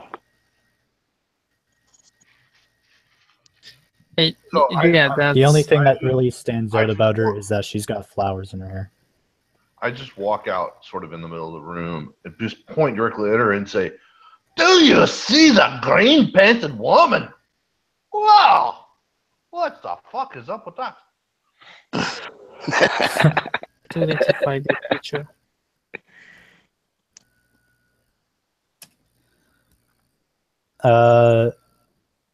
The woman is with your.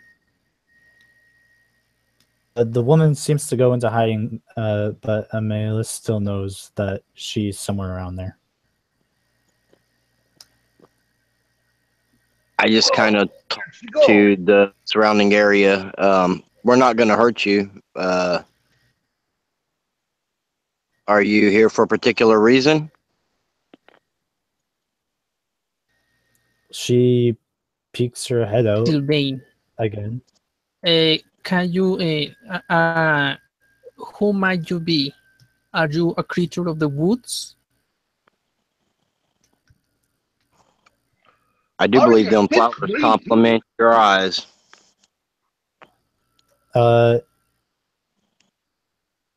completely reveal herself, but she does make herself known, and she says, "What are you doing here? What do you want?" I came looking for a place what we would call dungeon, and we said it was No, with your connection is awful. monsters. Monsters. We come here.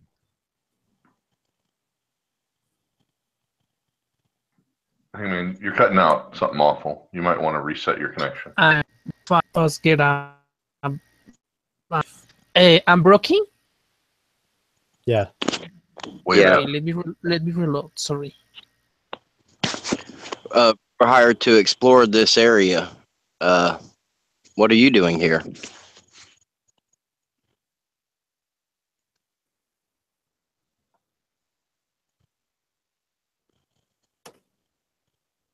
She says, "Explore it from what?"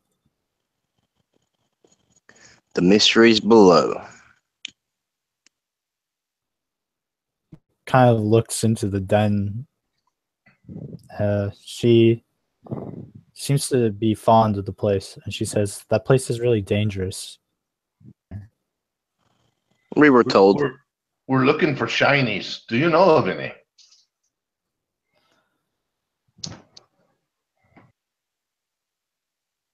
She says, a lot of people have gone in there through the decades, and Okay, hello. Can you hear but me? they are barely alive. Yeah, you're clear now. Yeah, we Can can you hear hear you. what has happened? They're barely alive, but they're still alive. Well, Uh, not for long. can you explain to me what she was saying or what has happened when I was away, She was asking what you were doing here, please? and she's saying that the place is dangerous. Okay, so she speaks in Sylvan that we heard about this place and that he was full of dangerous monsters and creatures that could harm, and we decided to come here to explore and maybe help the area to be a better place. Who might you be?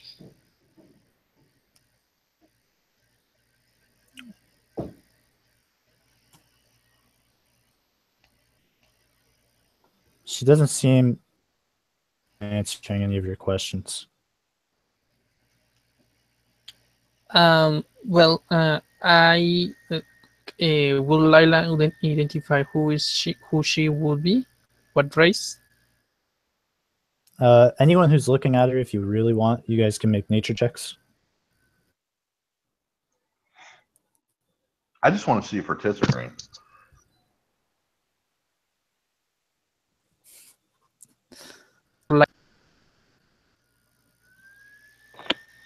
I got a 5. I'm clueless. I'm going to get kicked out of this group eventually, aren't I? I do hope that you guys put the adult label on the YouTube videos because I am not tempering myself. I got a 13. You've heard of dryads before. You've never really had to do any research into them. If you ever, this might be one. And not understand what you're saying. It is scooting down. You're messing up too again, Linnell. I will reload again. Sorry.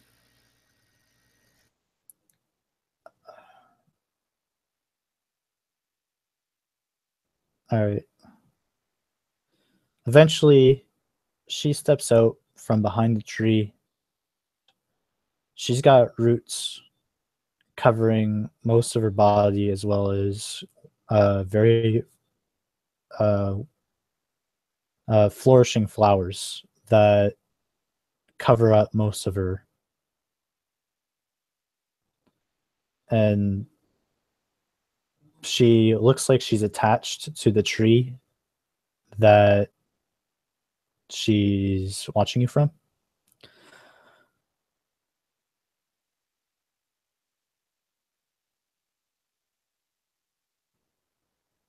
She says, well, if you plan on going down there, sure you really want to go down there? It's really dangerous.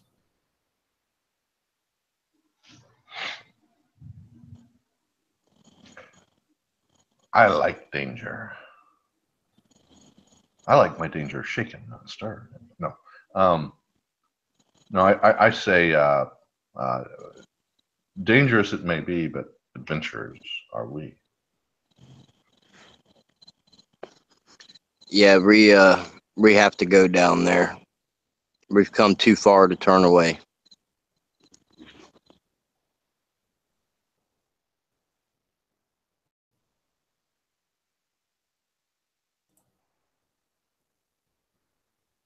You're welcome to come with us and keep us company.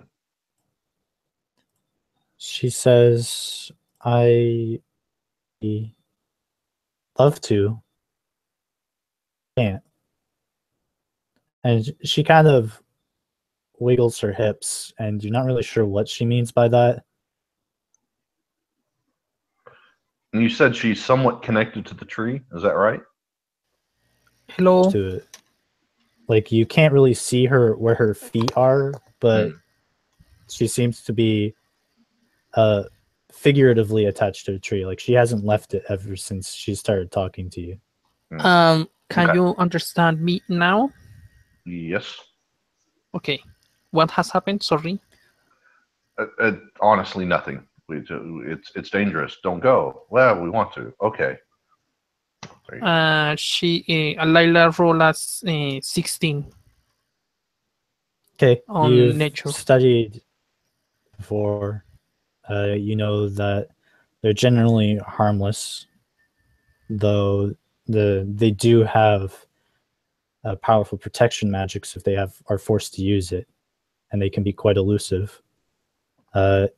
They are guardians of the forest, so it makes you kind of wonder what one is doing here. Yeah. Okay. So Laila will try to persuade her to let the party camp for her to help them to find a good spot where they do not need to damage the trees. And because they are going to help her make the place more safer and with less evil creatures. All right, roll persuasion.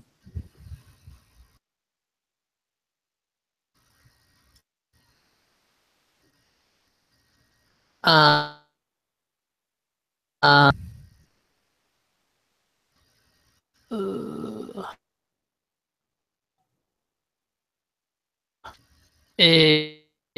7.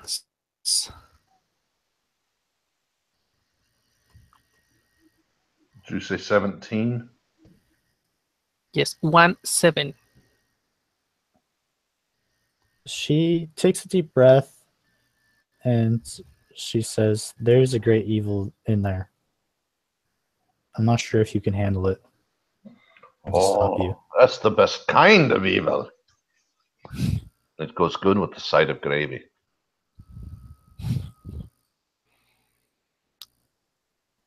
Okay. She's a little stunned by your boldness.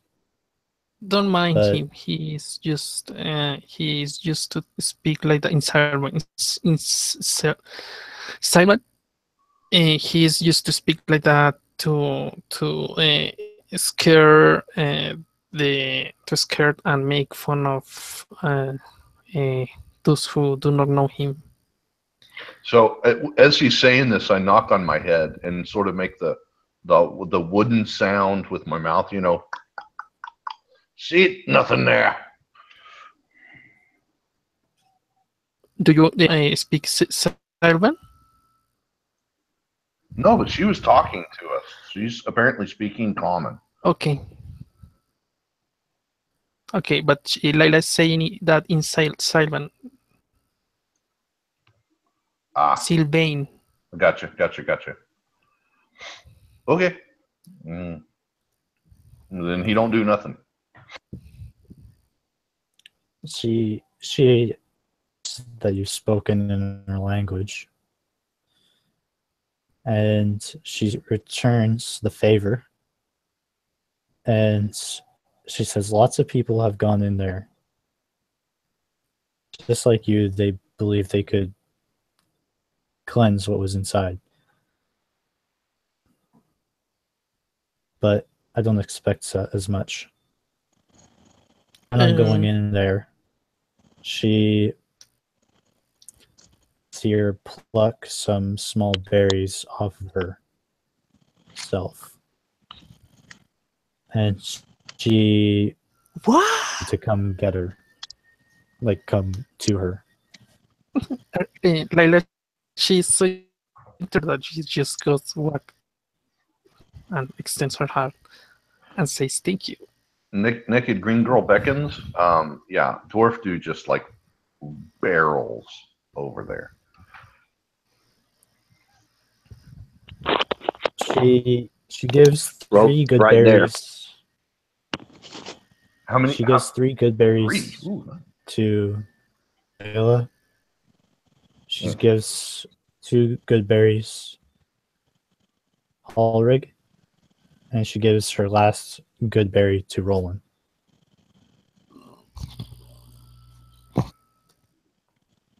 And she says in the common tongue, "Be careful in there. Camp near me. I'll try to keep the animals away." I thank her. Thank you very much. Thank you for your assistance.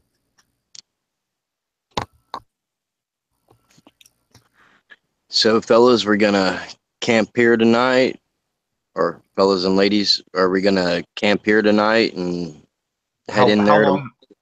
How long have we been up at this point? It's probably late afternoon. Yeah, because we walked a good ways. I feel good. I'm ready to go.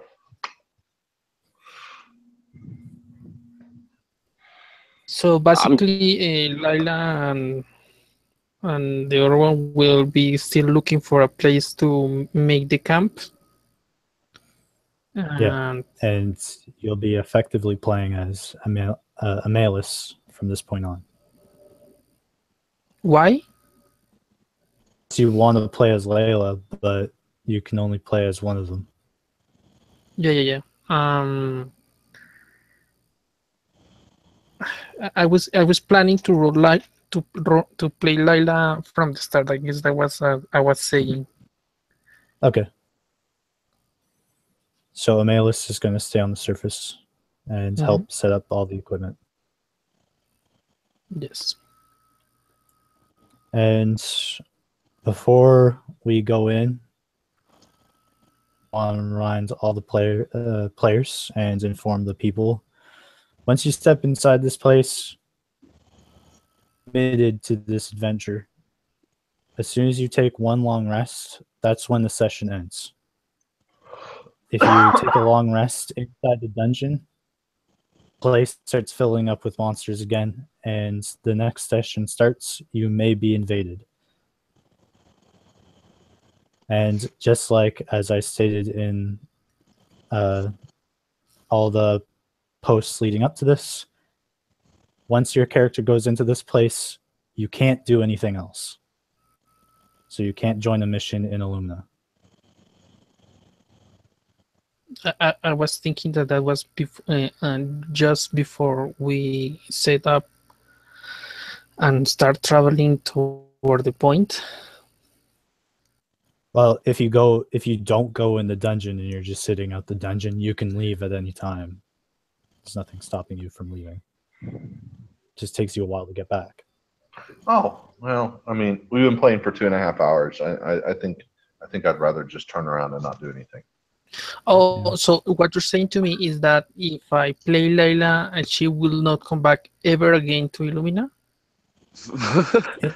Yeah, never. She's dead. Right. You No, actually enter hell, the underworld. Because what I understood is the tactics that Bull, Lila, and Amelia like to approach is commandos to go enter, explore the first level as much as they can, go out and rest. Make a map, yeah, that's my plan. make a map. The next time, the one who wants to enter same explore, and when they finally find a ladder or a staircase or stairs, they will follow to the second dungeon, and they're resting the long rests on the surface as much as possible. But if the session ends, them having to spend the night, then that character will start that session.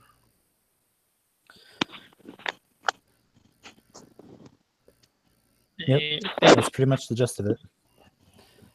And on that note, before we start delving, let's take a quick break. Yes, Okay. Bathroom please, break, Dan. drink break. All right.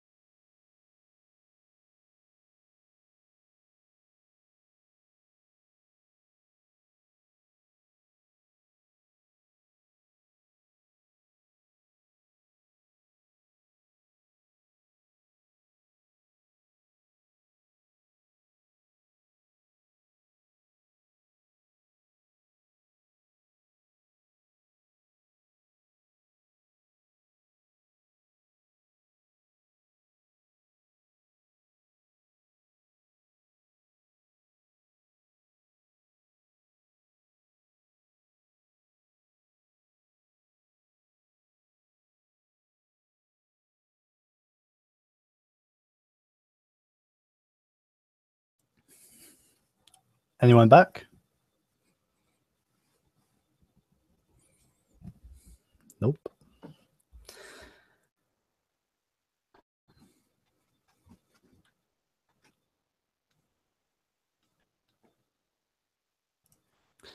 Oh, this would be kind of a weird time to explain my thoughts.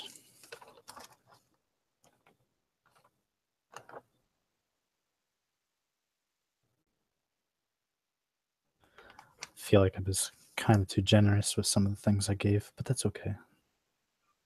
Hey, I'm back. Honestly, as quickly as I stepped away, I started sneezing and my nose got all clogged up. Oh, It's all that coffee you've been drinking. It's That's coming it. back. that's it. Yep, it's that coffee spelled Fosters.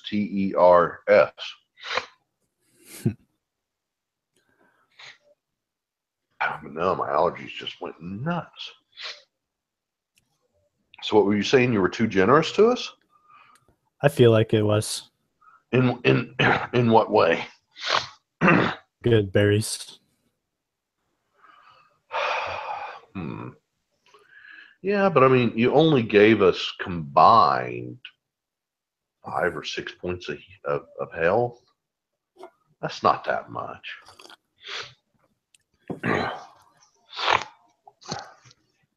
Enough to save somebody's life. Well, yeah, but you don't want us to die in this dungeon in the first encounter either, do you?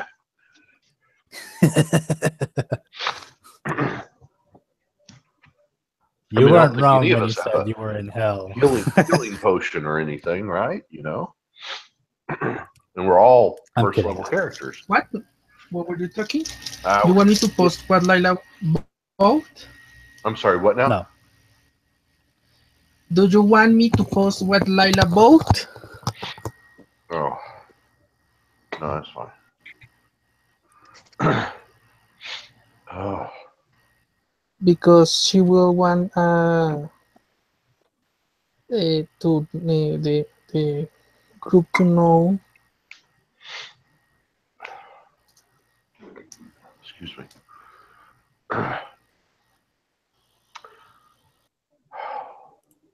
Antitoxin. Healer's kit. Oh, I bought a bunch of oil too, so that's good. Mining, good. Wow, you had a lot more than 50 gold, 2 potions of healing, Yes, she had 40 to days of spend ration. Whew, you got a lot. because she had to spend from her savings. So and that's why I made her ask for her to roll a persuasion to get a discount.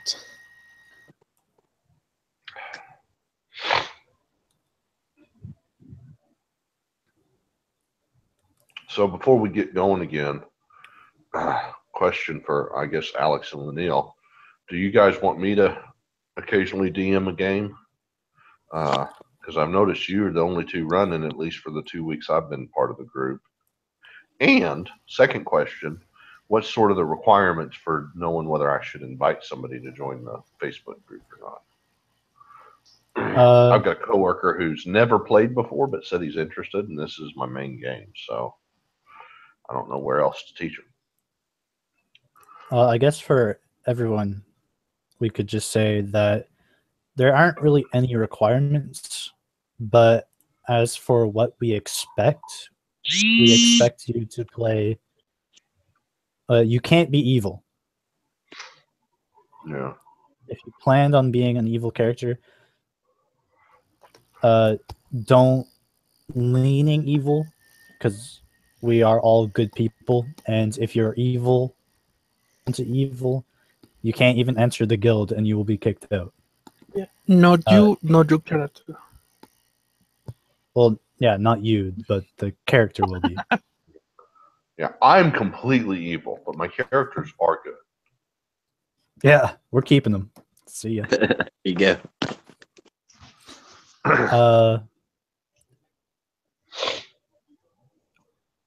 Be prepared to start level 1. Our experience system is meant for longer play, and we do have a lot of new players. So if again, just be respectful of everyone.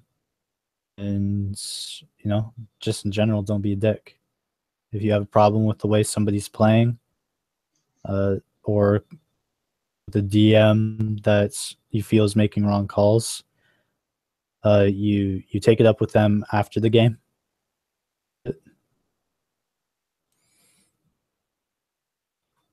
For DMing, Just you in can, general.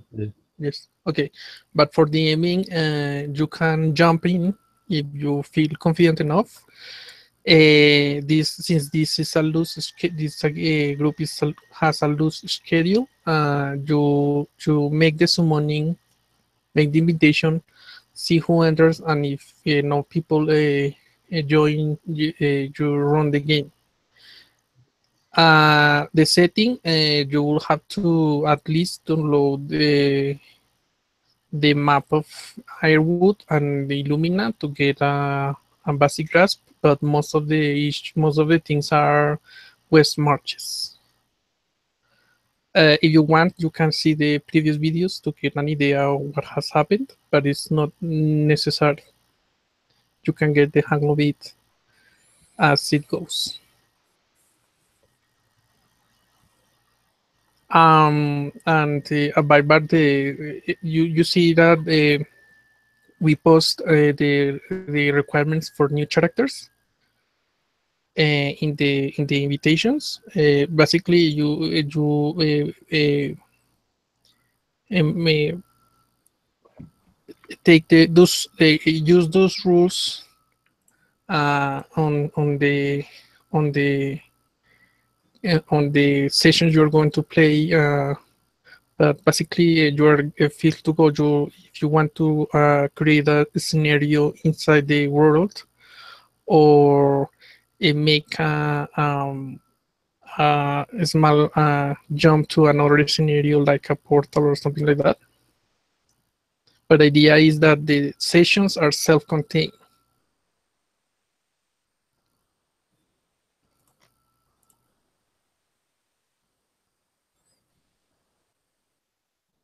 All right.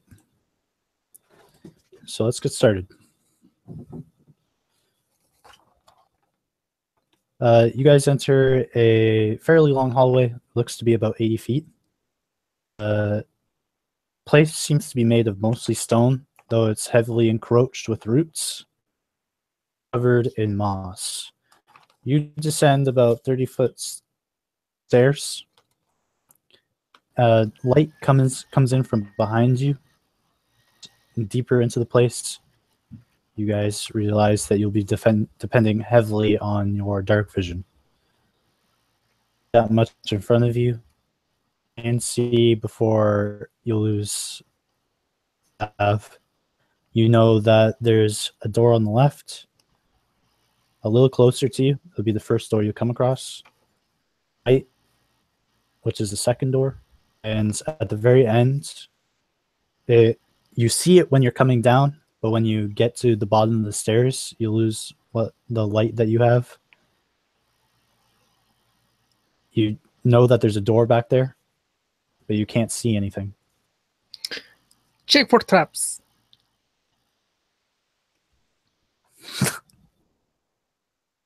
Roll for investigation.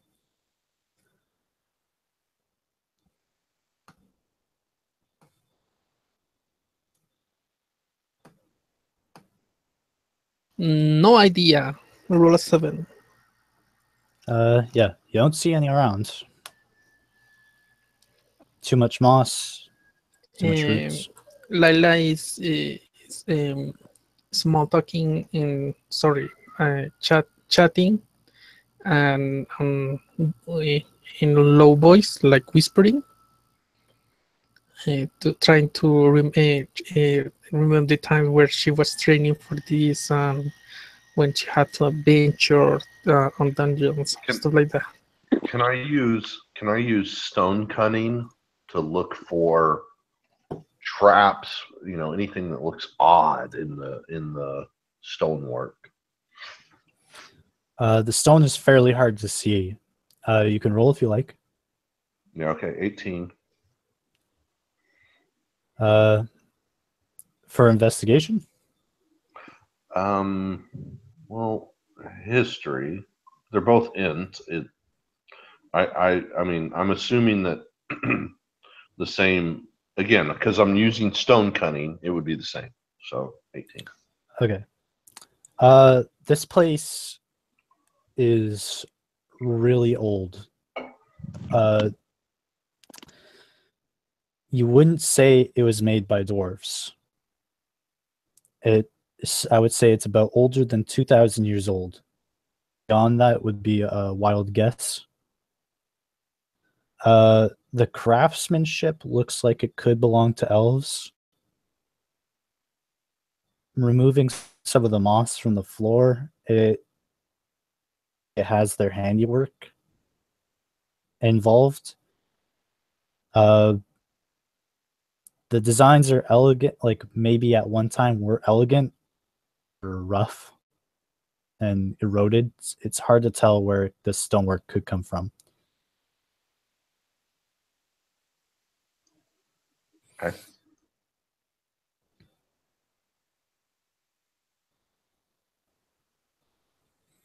So, where do you guys want to start? Well, I mean, it's just one hallway, isn't it? Or what did I miss? Wasn't there like It's just 3 a doors? hallway. Roll number 1 for the dungeon delving.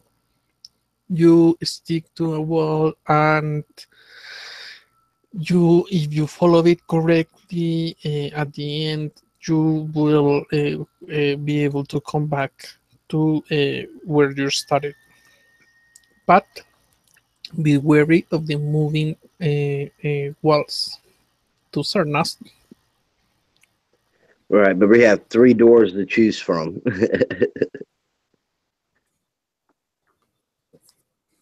Pick a wall. I Any say we wall. start at the first one, and Okay, I'm gonna go up to that door and I'm gonna listen at it. On the left. Whatever door we're picking first. Wherever Gerald pointed and said, "Let's start there," that's where I'm going. that would have been the first door that we seen coming in. All right. You approach the door. It's more of a opening. The door could fit there, but maybe there was a door there at one time. You can see some signs of hinges there. If there was, it's been long destroyed. Okay, without crossing threshold, I go close to it and sort of listen. Again, without making my presence known. Roll perception. 18. You don't And hear I anything. really am rolling these, I promise. No, that's fine. Gonna need them. I mean, what? When we really need them, All we're right. going to throw out the ones. Yep, that's the way I Combat. roll. Literally. So you get to near the door and you start listening in. You hear anything in the room in front of you? The room, but on the others, from where you are right now, hallway past the 2 doors closest to you, there is another opening. It's like you can hear some cackling, like maybe from a hyena. I put my finger to my lips, turn back to the other guys and go, be very, very quiet. I'm hunting rabbits. And then I sneak in that direction. Towards Layla. the cackling. Towards the cackling. And I roll a big fat 9 for stealth. I really am rolling. If he Lila sees he's making too much noise, she will assist him with guidance, or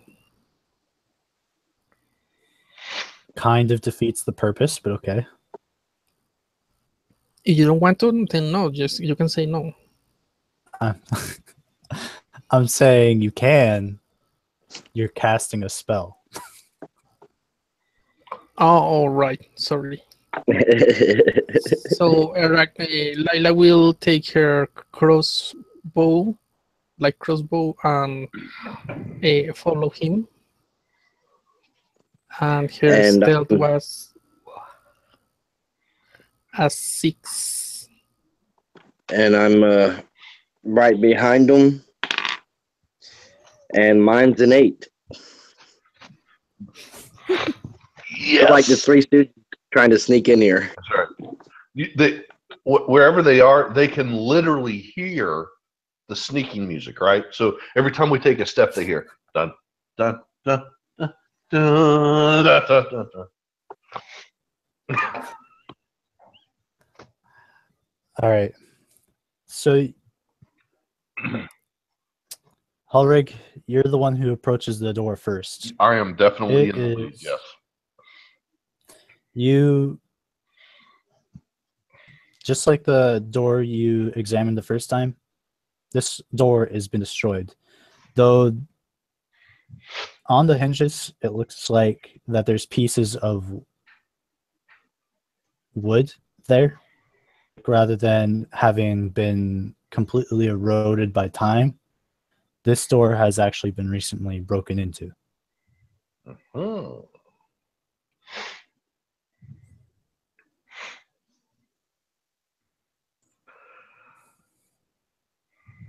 So, as I step up You close, can hear thank you. You can hear the cackling on the other side of the wall. Can I peek around the corner and take a quick look and see what's there?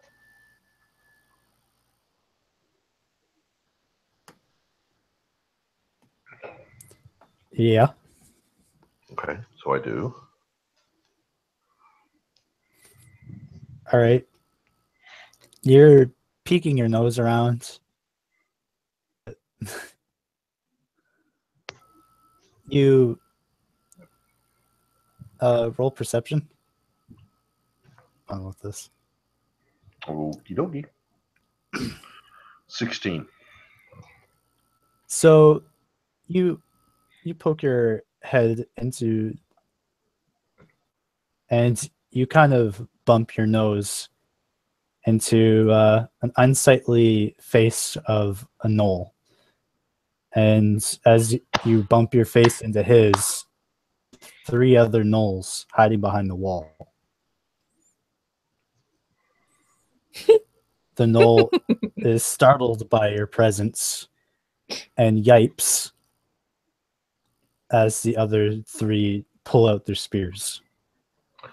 Yeah, so I rage and start swinging, like just cleaving shit. All right, roll initiative.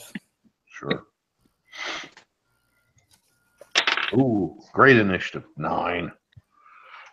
I also rolled 9. At least I get advantage eventually on initiative. Oh man, I rolled a 5. Jeez. We suck, dude. So 9, 9, and 5. Yes. We're saving our high rolls for later. Oh, That's right. 5.16. 5.16. What? Oh yeah, 5. Yeah, okay. So 9.14.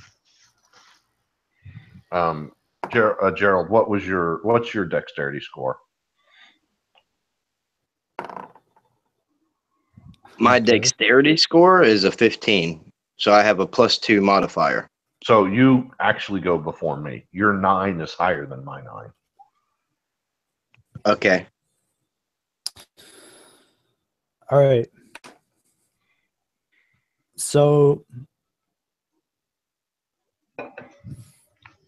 the knoll that's on the right, he's going to thrust his spear at you. Go for it.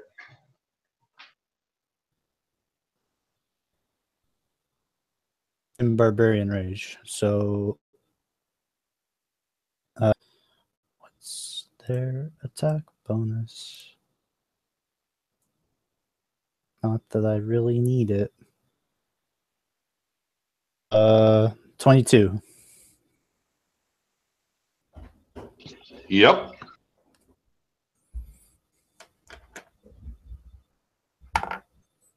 For 3 damage. Resistance. Okay, cool. So he plunges his spear into your chest.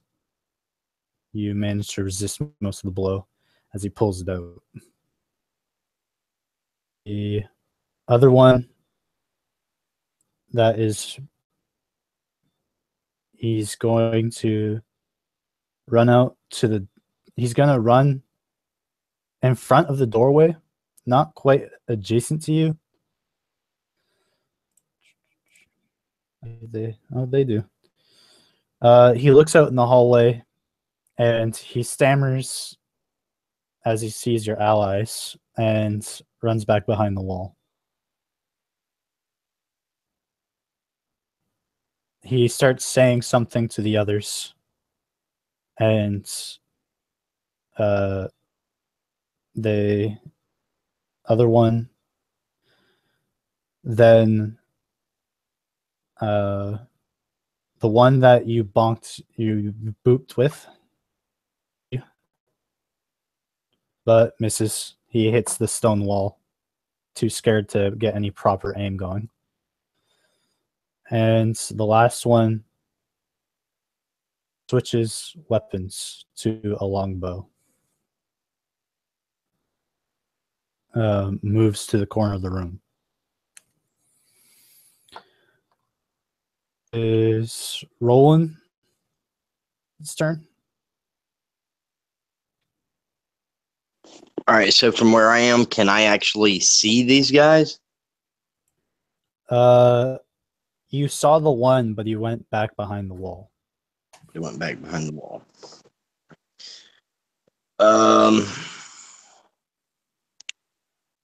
Roland's not really particularly brave about getting to the front of combat, so he's just going to kind of make sure he's right there with his companions, right behind them. And he's going to try and peek around if he can. The only ally in immediate danger is Hulrig. Do you want to move behind him, or do you want to stay behind Layla? Yeah. Okay. So moving behind him, you now see the knoll that is hiding right around the corner, as well as you also see the knoll that is hiding in the far corner with the longbow. And you hear the 2 hyenas behind the other wall, but you can't see them. Okay. And I'm within 5 feet of this knoll now? No, you're within 10 feet. Okay. And I'm assuming that I'm standing between you and the knoll. Yeah. Yeah, behind you. Yeah, so no burning hands is my point. Yeah, no burning hands. I'm going to do acid splash on him. It requires an attack roll, I believe. Yeah. If he gets a 1, I'm using my reaction to smack him down with the great axe. I actually got 18. That's a he hit. needs a saving throw or a dexterity saving throw, or he'll take the damage of 3 points. So that doesn't make sense. On a cantrip, you wouldn't have both an attack roll and a saving throw. It's because some of the cantrips have really strong effects. Oh, okay.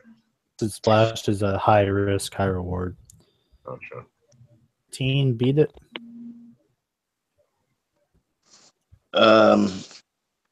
My spell save DC is 13. So it does beat it. So what's that mean? I assume that means he takes no damage. Yes, and Okay. you do not have to do an attack roll. It is strictly a saving throw. I looked it up. Okay. I was going to say an attack roll and a saving throw just for no damage and shenanigans. Well, exactly. That's what I'm saying. Is this doesn't make sense. All right. So you lob this acid splash at him, and he manages to just barely a step away from it. Sizzle of acid as it kind of crosses his fur. And that leaves us with Layla.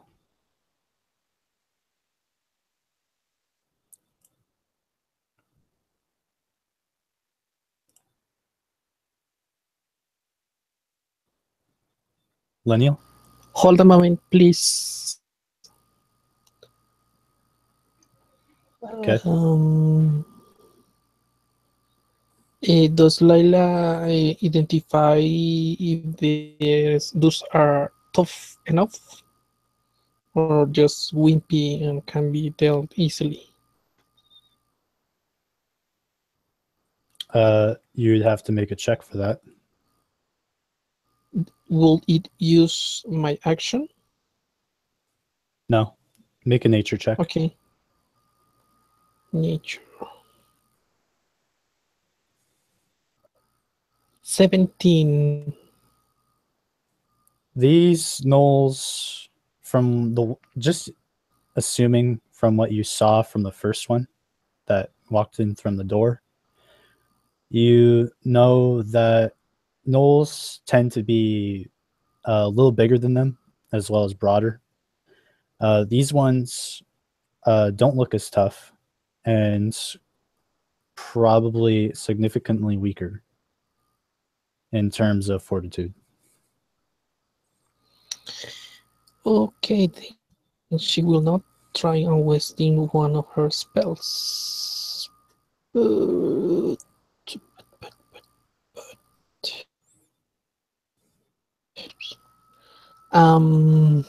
She will use her light crossbow to shoot at the one who is holding oh wait, did she saw if any knoll was damaged? You don't have any line of sight on any of them. You're still standing back near the first door. Okay. She well, to make the nature check and see them, she will see them and know if any of them has been damaged. No. None of them have been injured yet. Okay. She will shoot a bolt towards the longbow. Hold on a second. Did I attack and just not remember it? Skip your turn? My turn's think I skipped your before turn. Linnell's. Yeah, so Okay. Sorry. you got to move behind Roland first. But yeah, go ahead. Okay. I'm gonna great axe their ass. So 19. there's the to hit. one in front of you. Yeah, whatever. Oh yeah, that. 11 slashing damage. Yeah, you hit the one that stabbed you, and you can hear the crack in his skull as he just collapses onto his. He seems to be down for the count. I roar And is there another knoll next to me? Behind the wall, but yeah. Well, I move to engage him. I can't attack, but I do move to engage him.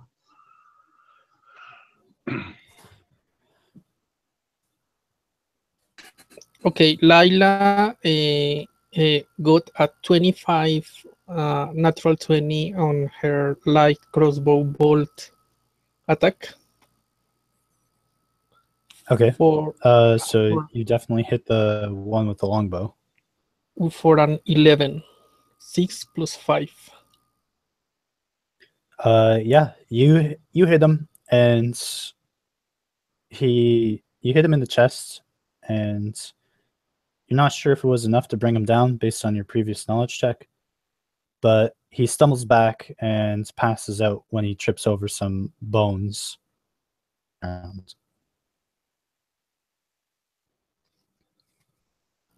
Good. She will move. How big is the room? The room is probably about 60 by 60 feet.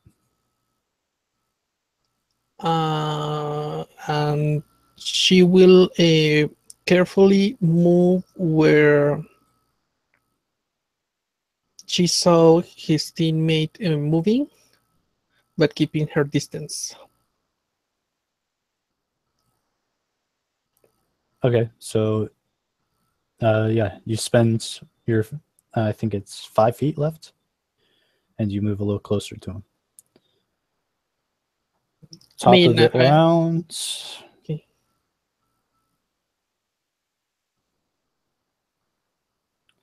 Top of the round, the knoll that you come around to fight,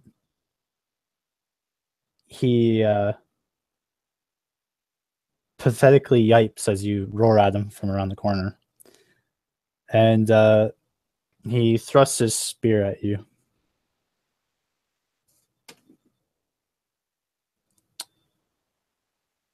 Uh, 17 hit.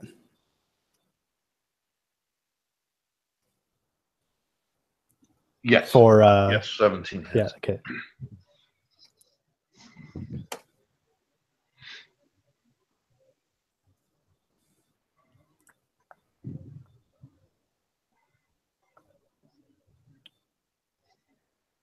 Yep. Okay, so that's another 3 damage included with your resistance. He doesn't even really stab you with it. He more like smacks you over the head with it. But your rage significantly reduces how much damage you take. Okay. The other one runs to thrust his spear at you, since you're the only one who can There really hit. 3 or 4 knolls? There's 4. 4. Okay. The other one runs over to you and thrusts his spear at you. Misses. He thrusts it at you and at your head, and you easily move your head out of the way from the other knoll. Okay. Roland, your turn. Just kind of being thrusted at Hulrig. All right. But I can see the creatures, right? Move to the other side of the door. You can. All right. Yeah, I'm gonna do that. And are there 2 of them within 5 feet of each other? Yep. All right. I'm gonna cast the acid splash again on the one that from last time, and the one that's right there within the 5 feet of him. Okay. Remember that. Okay. And yeah, so they have to get dexterity saving throws, or they take 5 points of damage. Okay. So the one, the cowardly one, he sees your acid splash. unnecessarily, he jumps like 5 feet in the air to avoid it, and then lands back on his feet.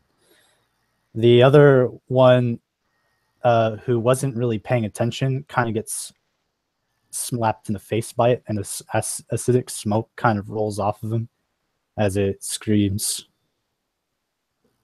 and yipes as it looks at you. Its other eye just glazing over at you. Now that's what. And Oh, Leo's turn. okay. First, she No, will it's not. shoot. No, it's not. Sorry. Okay, I sorry. keep forgetting about you. Yeah, you do. I'm bad for that. It happens. It happens. I'm going to attack the one that is not damaged with my great axe. I bet I miss. 11. Yeah. So you swing at the cowardly one, and he blocks with his spear. Axe chips at it a bit. The spear is surprisingly sturdy. Okay. Do you use your movement or anything else? Nope. I'll stay right there. It's your turn. Okay, so basically she shoots to one of the gnolls. If she sees that one of them is more damaged than the others, she would shoot that one. Okay. So you're going to shoot towards the one who just got splashed with acid. Yeah. And she rolled a 9, so no. Yeah. You shoot wide, and it flies across the room and clangs onto the floor. Okay. She will keep her position behind the where she was she's standing. Okay. Knoll, the cowardly Knoll, he's going to disengage, and he's going to run across the room to what looks like books on a bookshelf. Rotten. They don't seem to hold any value left, but you can see him running to it, and he's kind of looking for something. Knoll is going to attack Hulrig. 1.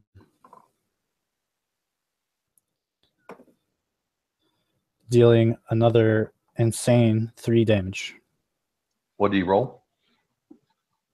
For attack. He rolled a 7. For attack. 21.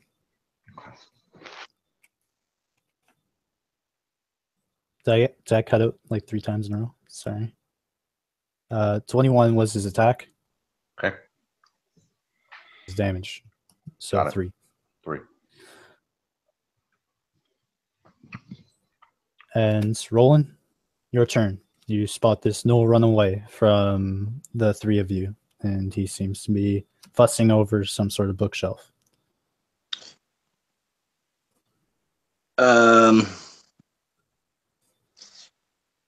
I'm gonna hit him with a firebolt. 19. The far one? Yeah. Okay, that hits him, no doubt. And only 4 damage. You can hear the smack of fire against his back and the smell of singed fur. And for a small whiff, he yipes at the sudden pain and whimpers. He looks back towards you. His very submissive attitude. Hulrig, your turn. Yay, you remembered. I learn. So there's one Knoll standing next to me. Yes. And I'm going to hit him with a great axe. And I do. 20 Yeah, that's definitely a whammy. for 15 damage. Ooh, that's a lot. Yeah. You give him another wound to match his other eye, and your blade easily sinks into his head. And when you pull it out, the limp corpse follows your blade for a bit before falling over. Okay. And I'll use the rest of my turn to move 25 feet towards the other asshole. Okay. You move halfway across the room. Layla?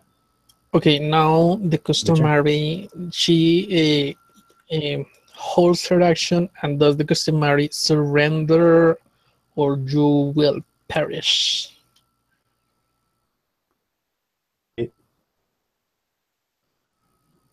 And holds her action if the nose seems that he's not going to surrender, she shoots.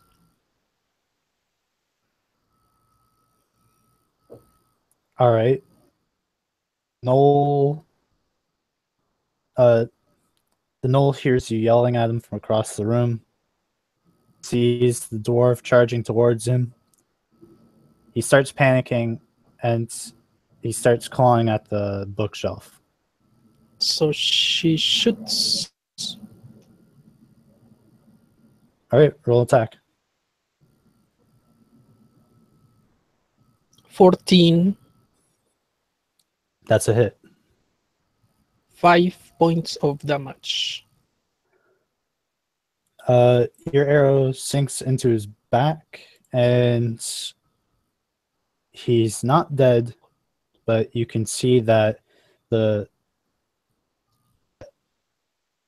found its way into its back has significantly tired him out.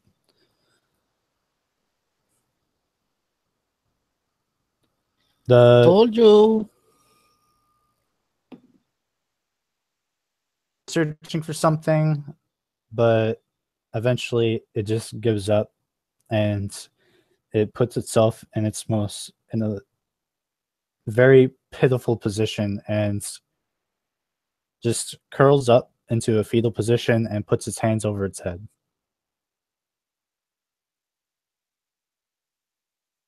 He understands. Let's inquire.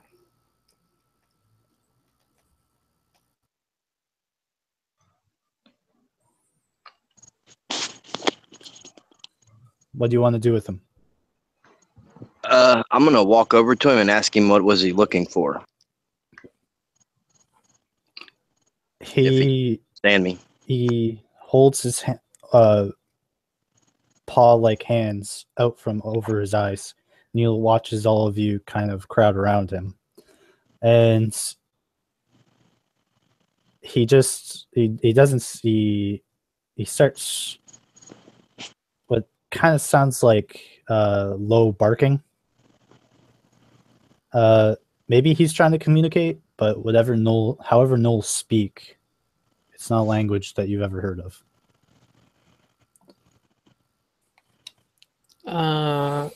Lala's looking for traps. Roll investigation. You guys want to finish him off, or 13.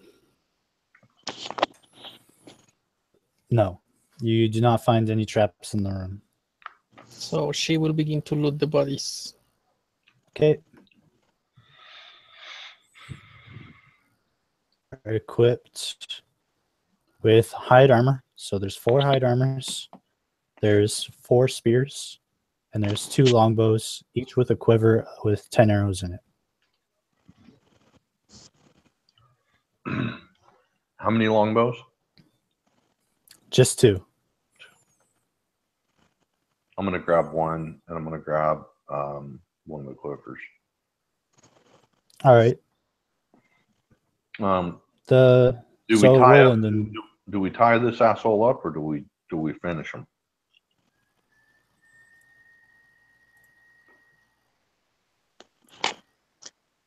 I'm gonna grab the other longbow and set and the quiver full of arrows. All right.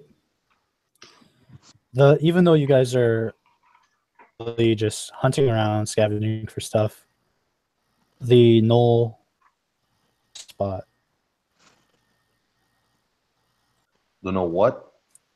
The knoll doesn't move from his spot. He simply remains in this curled up position and keeps his hands. You guys want to finish him off or let him be or what? I mean, he may bleed out or he may come back with more.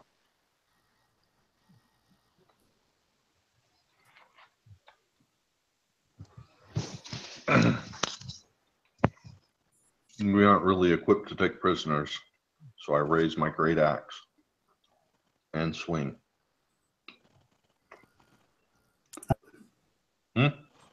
Anyone want to make nature checks on gnolls before you kill them, or? Yeah, me. Well, Lila, she's not. She granted him at least the surrender, so All she right. wants to know something more about that. With your 18 on knowledge, 15 nature. 15, Yes, good enough. 15. You know that gnolls are considered a scavenger race, just like their hyena counterparts. They'll fight you if they believe that you're weaker than them, or if they have you outnumbered. But once when they are proven that they are outmatched, it doesn't matter if you are less in numbers or you're just more powerful in general. They usually submit.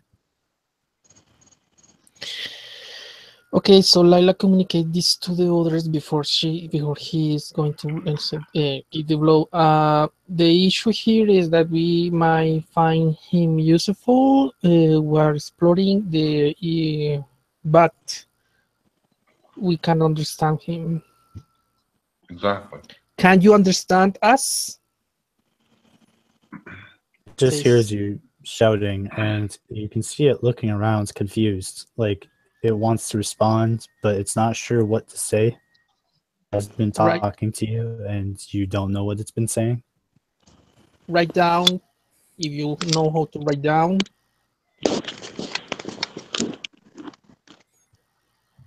It This doesn't is your move. only It's chance. just kind of waiting for judgment. She will not waste a spell on someone that might not be useful. If you guys cannot talk to him, I cannot save him. Sorry, I'm sorry. And she says to the gnoll, I'm sorry, I cannot protect you. You are not useful to us.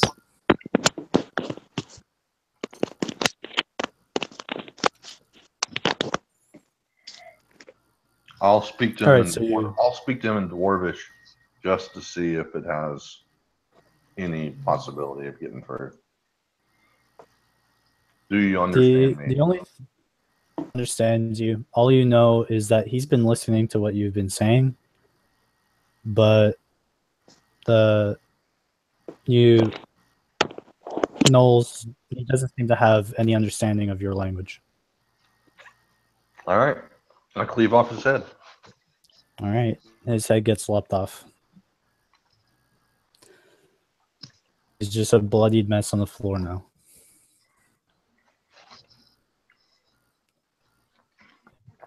Lila begins to inspect the old books to see if there is something valuable in there. Roll investigation.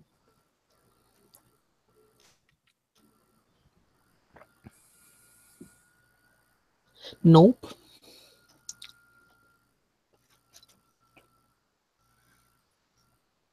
A 5.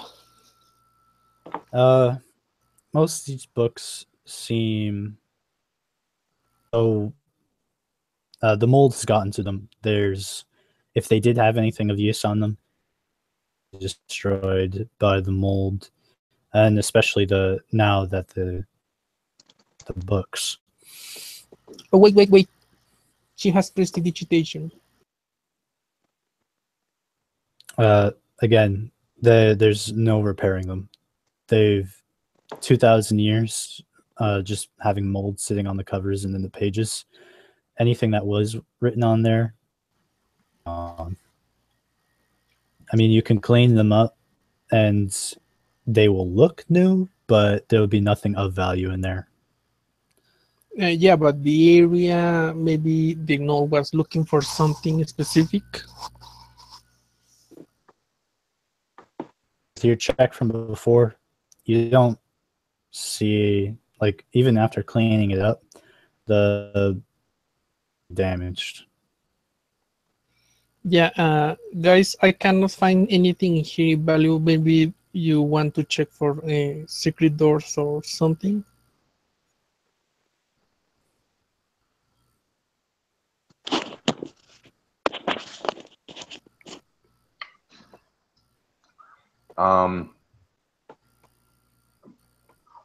As he's talking, I start popping good berries, and I eat a couple. Okay, You only need one.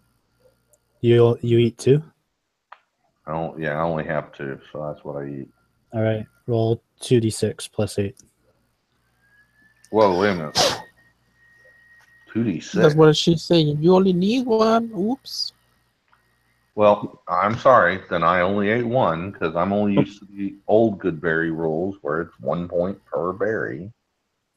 It's 1 point per parry when you use the spell in 5th edition too, but this is from a dryad. All right, so 2d. So what is it if I only eat one? 1d6 plus 4. 5. Okay. It's one delicious berry, and as you eat it, it's quite flavorful, and you notice that some of the stab wounds that you've received have been healed over.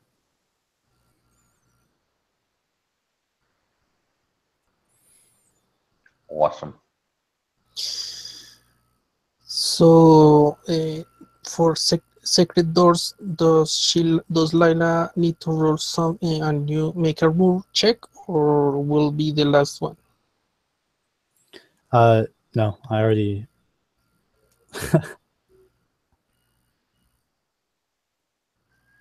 Okay. Someone else? Roland can look. No? Ulrig can look. I'll You've already- take a peek. I ain't come up with nothing. I rolled a natural 1. I rolled a 10. All right, you Ulrig and Roland stuff, and have been severely damaged. Nothing of value really comes up from it. Roland, you're incredibly convinced that there's just absolutely nothing and that your time's being wasted. Ulrig, We should move on. you managed to you spot an isolated book as that really stands out, especially after being cleaned up now.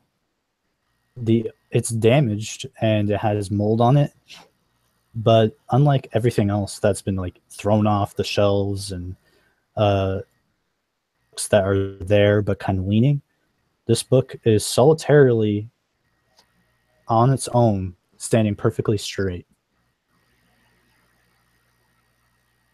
I pick it up and You examine don't it. spot it. You're convinced that everything here is garbage. Oh, okay. Hey guys, look at that. What about this one? Huh? Oh, I missed that one.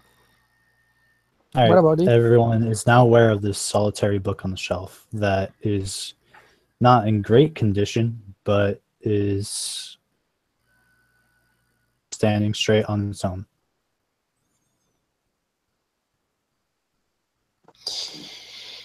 Maybe a device of some sort? Lila inspects it carefully and see if it can be moved. This might trigger a trap, So be ready. And All right. moves it. You pull it open, and there's a sudden shift in the shelf, and it pulls away from you for a moment, and then starts getting in a foot, and then it starts sliding to the left. You look ahead, and you see a new end of the room, or perhaps another room entirely.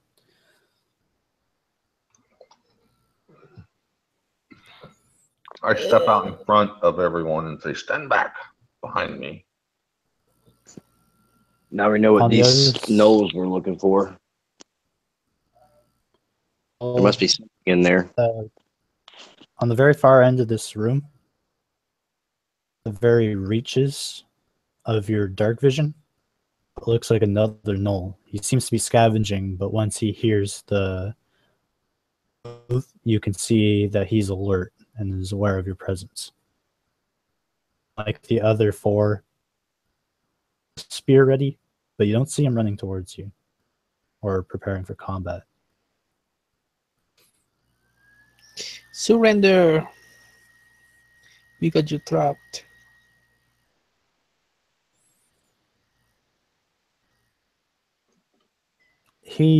They chuckle, and you see him turn and look to some other people.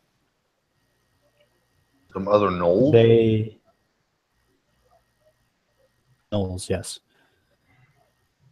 But you can hear them once they start talking back. And they start running left side of the room. You are about 60 feet from where they were. Are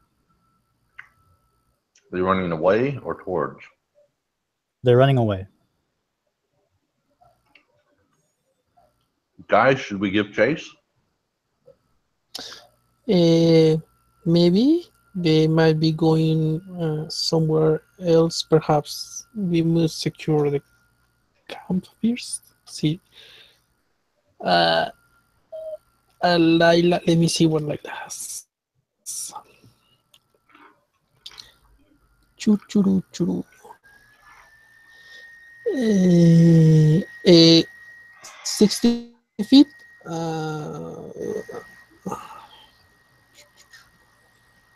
No, she cannot reach them in this round.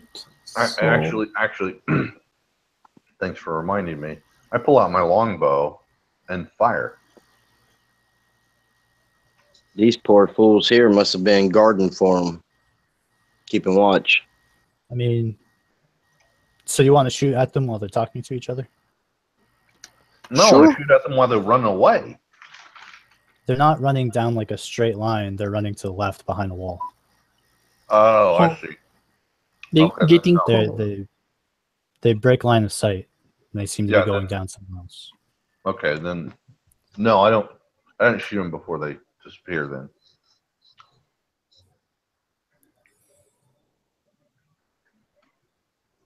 So we roll for initiative or something. No, there's no combat.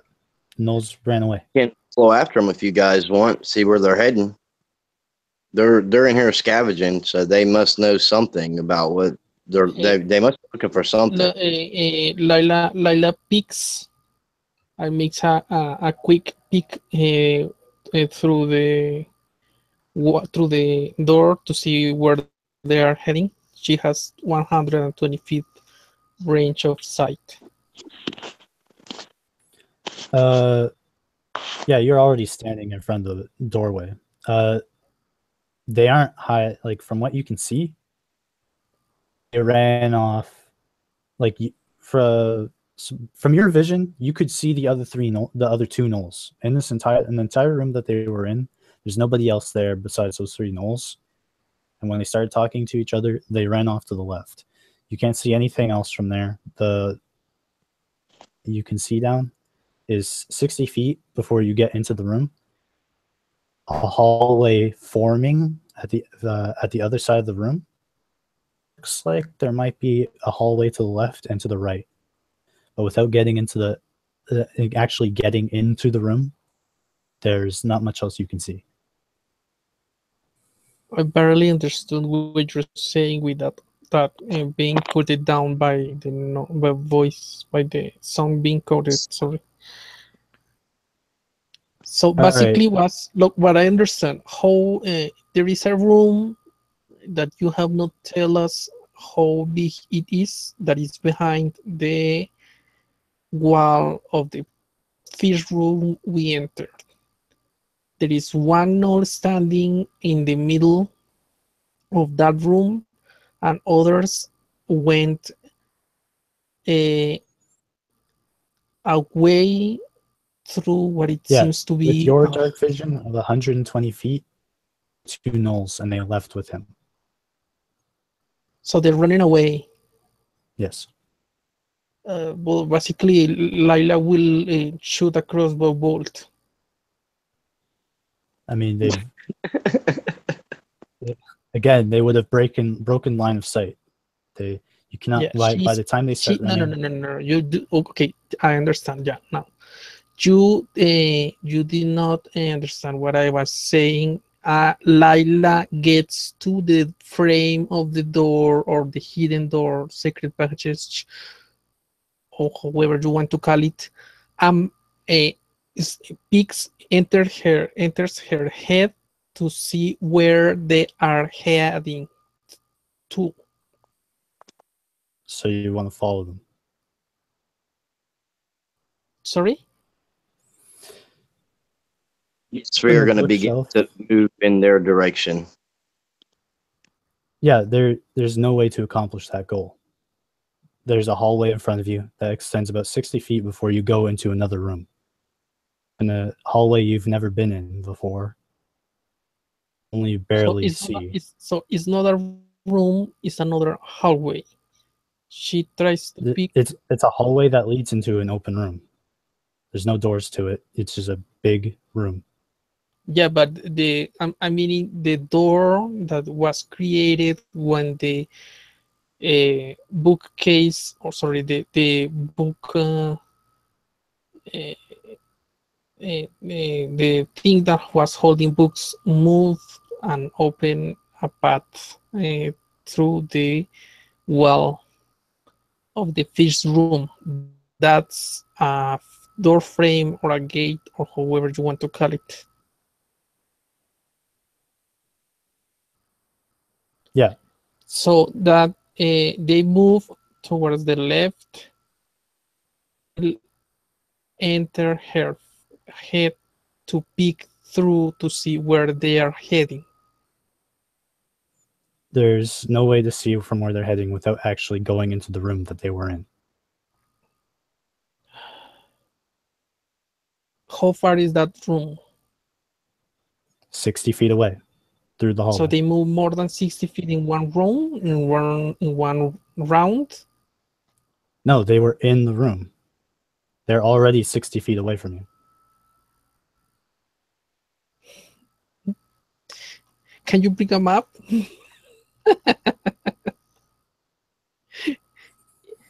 Basically, Lila is entering through the gate previously mentioned and shoots to the one of them who is the closest one.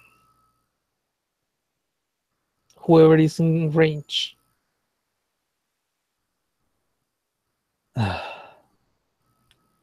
You can't see any of them. Don't run towards you. They run away into another direction. Yeah, but she has 120 feet of sight. They can. Yeah, but it's not. They turned into another room, so you can't see them because they're not in that initial hall that we're looking at. Okay. What are you guys going to do? I'm going to step into the hall as these two are kind of like just peeking around or whatever. I'm going to step into the hall and use my movement to go as far toward where they went as I can. So you proceed about 30 feet into the hallway. a perception check.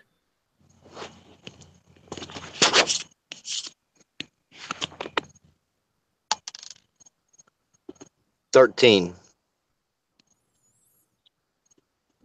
All right. You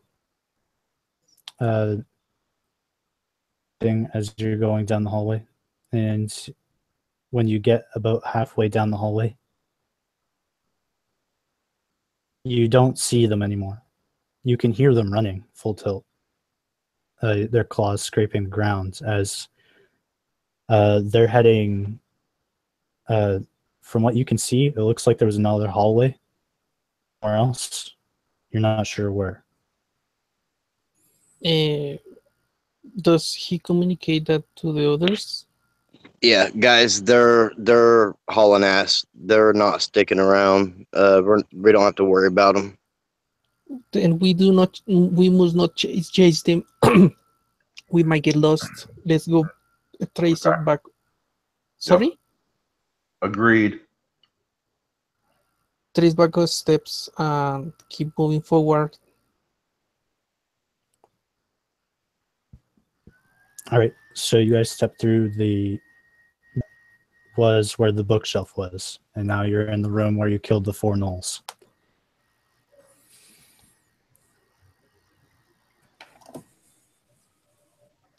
Layla carefully moves back to the main door with her crossbow ready and peeks in the hall. I follow. Okay. So you guys are in the main hallway now. And I just carefully follow behind these two. Okay.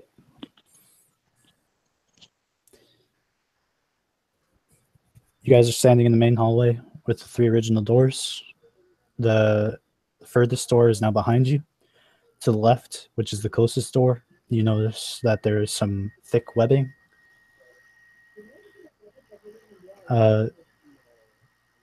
The hallway seems to be quite small. It's about 10 feet wide. Goes about maybe 30 feet before it enters into a room. And to your right is the room that you were trying to listen into before. You heard the hyena laughing and encountered the gnolls.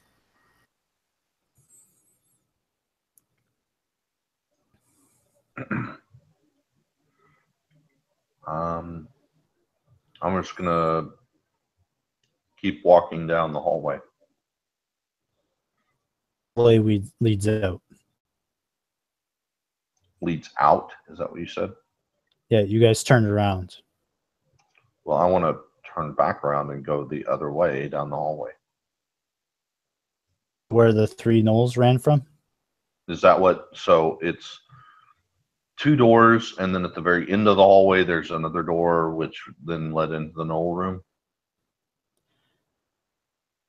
Okay, so the gnoll room that you guys just that you killed all the gnolls in.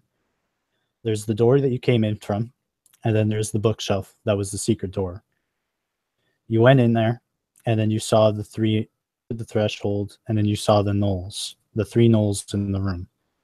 When they saw you, they ran to the left. I haven't seen them yet again.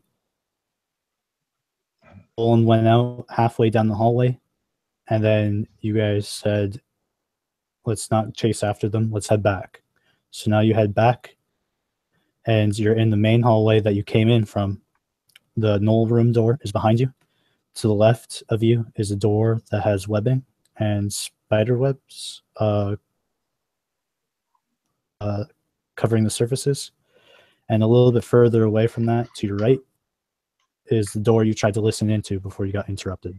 Okay. I meant the spiderweb door then. That's the direction I'm trying to go. Okay.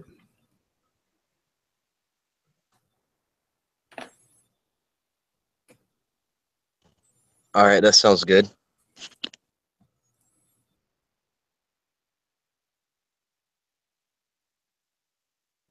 Layla checks for trap on the door. The door is just like all the others. They're destroyed, non-existent. You see the hinges as signs of their, but they are no longer there. Just like the first door you encountered, there's no signs of them actually being pushed over or ripped down. They have just been eroded in time. Well, as she enters carefully, looks around, and if she sees no one, she will check for traps. All right. Well, and on top of that, everyone roll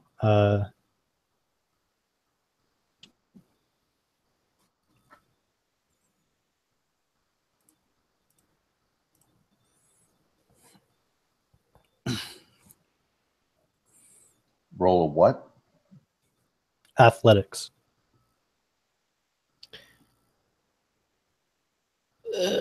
4 for investigation and 11 for athletics.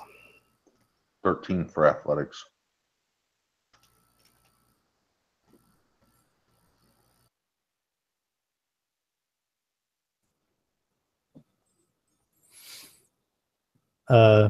Roland.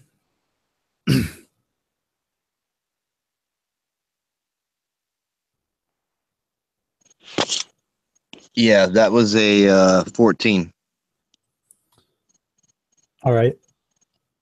All of you are trying to walk through this webbing, and from what you guys can tell, it's incredibly sticky and tough. As you guys try to, it's kind of weighted as you have to pull your feet from the ground. It's not too difficult as to actually have you stuck in place, but it does slow you down. You guys slowed to 15 feet. Laila is using her prestidigitation to clean up as much as possible. Yeah, the webbings are thick. They count as terrain. This is not small foliage that you can, or a small mess you can just.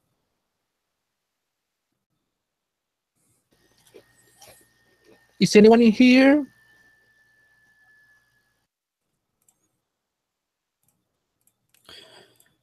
No response. I start swinging my axe, just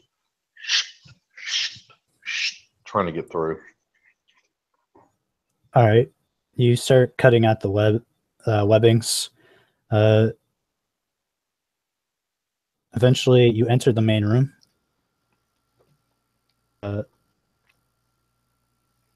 Roll perceptions.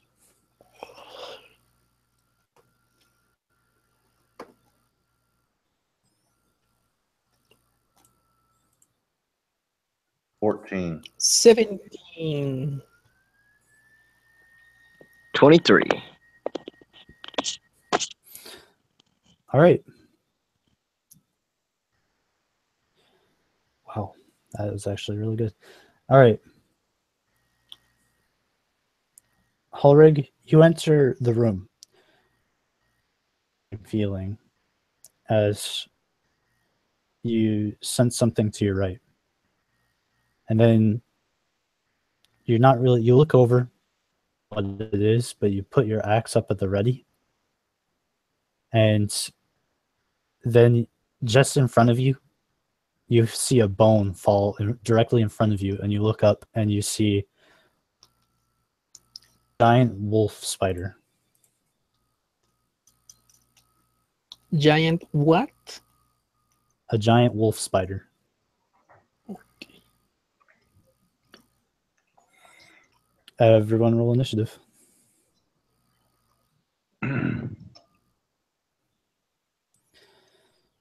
Oh, God. 4. Fuck's sakes.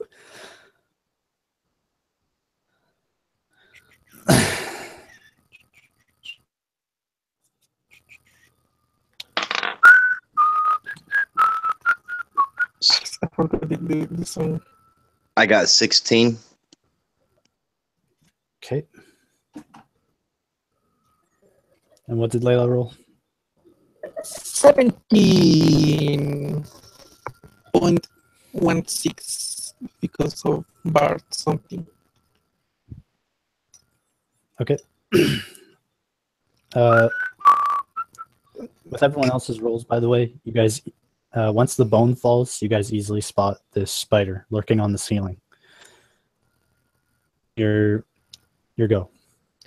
Yeah, I'm imagining that Laila imagines that the spiders are quite dexterous.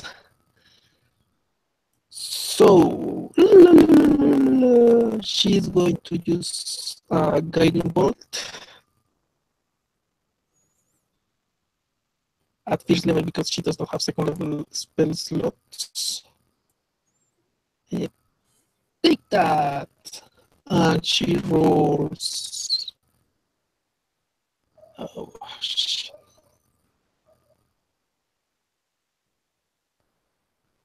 Come on. Woo.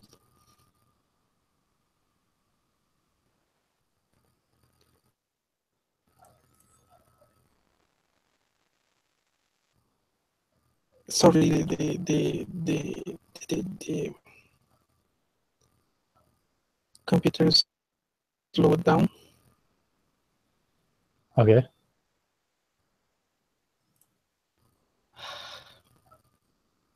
Again. Submit.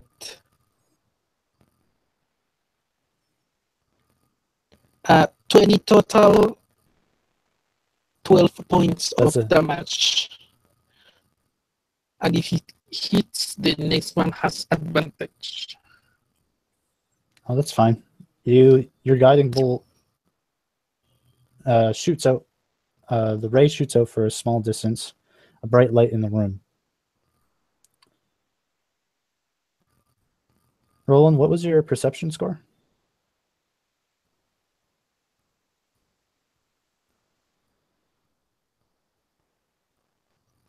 Laila rolled 17. I don't remember. It was a 20 something.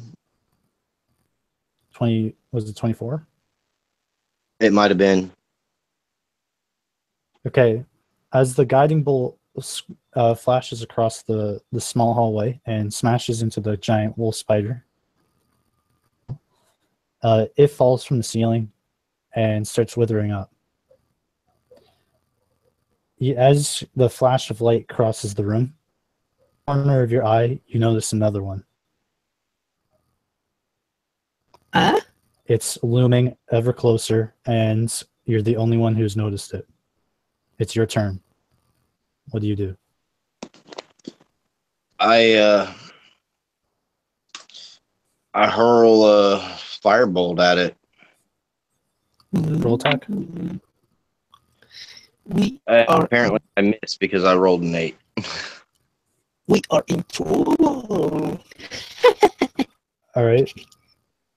You throw the firebolts, and a little bit of fear comes over you, and you throw it, and it goes right in between a set of its legs, sinks into the webbing, and you can hear it smack against some stone. Towards you.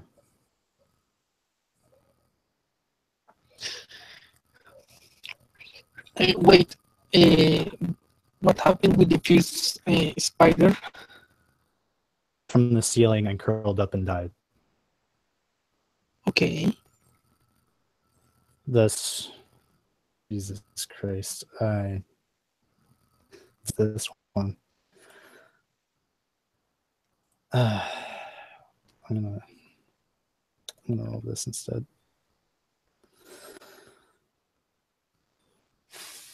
Yeah. All right. All right. So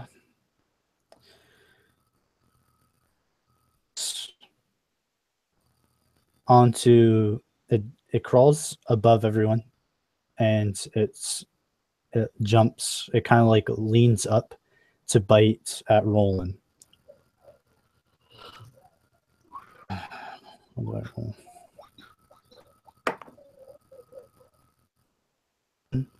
You take physical damage.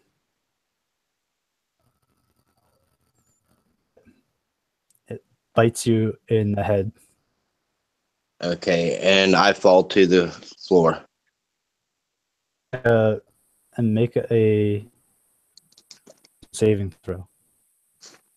I imagine he said Constitution saving throw. 18 and 2 is 20. Okay. You.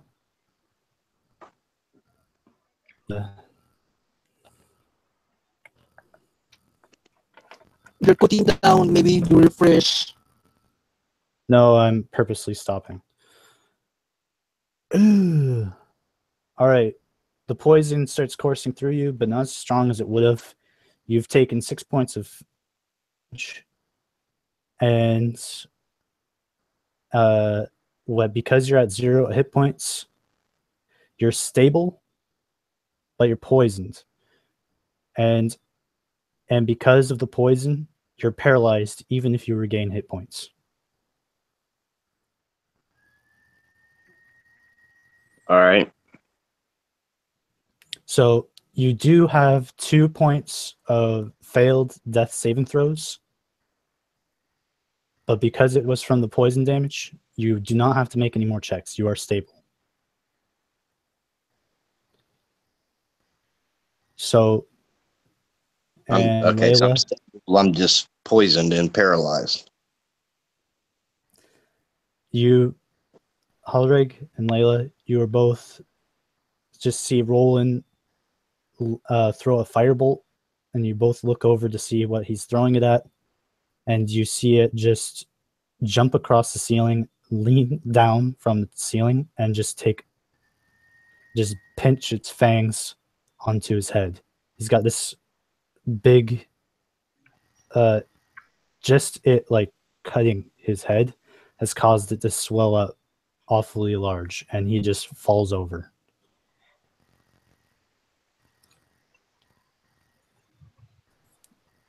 It's not a hard fall. He gets caught by the webbing and bounces a bit, but he is down.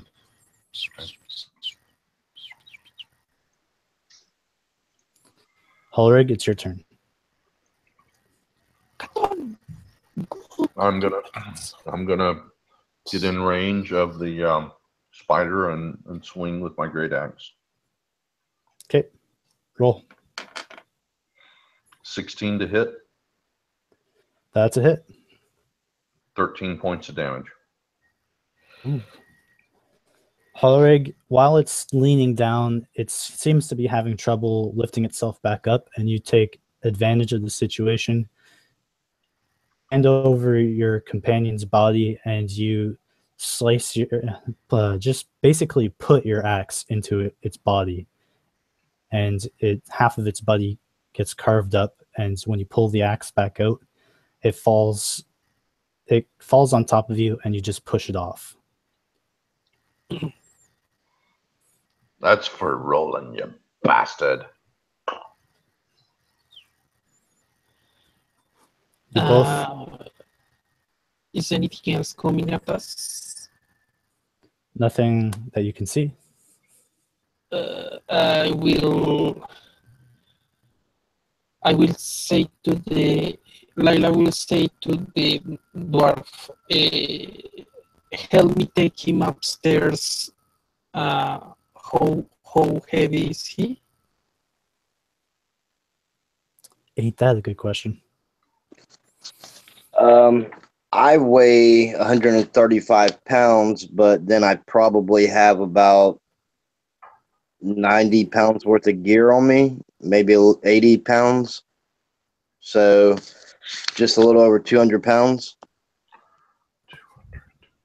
So Lila has 15 of strength. So we'll between your gear and his gear, there would be no way to carry him by yourself. okay.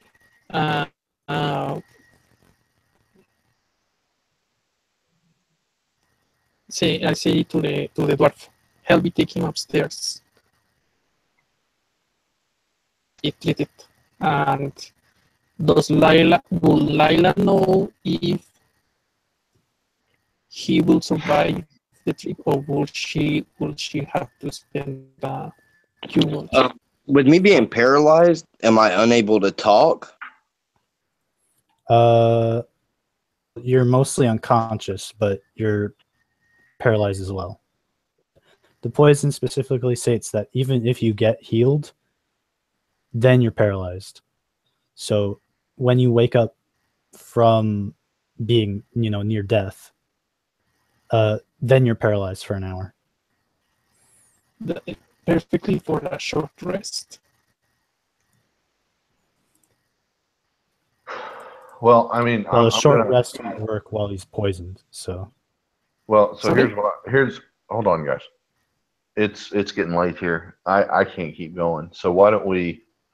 I'll help carry him out, and why don't we call that a day, and we'll just long rest, and when we Wait, get wait, wait, back. wait, wait. If you were going to do that, can you also help Lila to take the spiders up as well?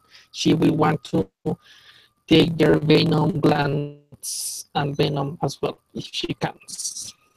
Yeah, so let's carry him back, make sure he's safe and secure, and then we'll get the spider glands, come back and camp for the remainder, because I can't keep going. We've been at this for Yep. about 4 hours now, and I'm spent. no problem. Yeah, you pull him out. Researcher says, "Oh my God, what happened in there?" And he makes sure that he's to rest. The Dryad's obviously already showing signs of concern. Can't really do much else about it. You go back down there and you harvest the spider glands, which is easy enough.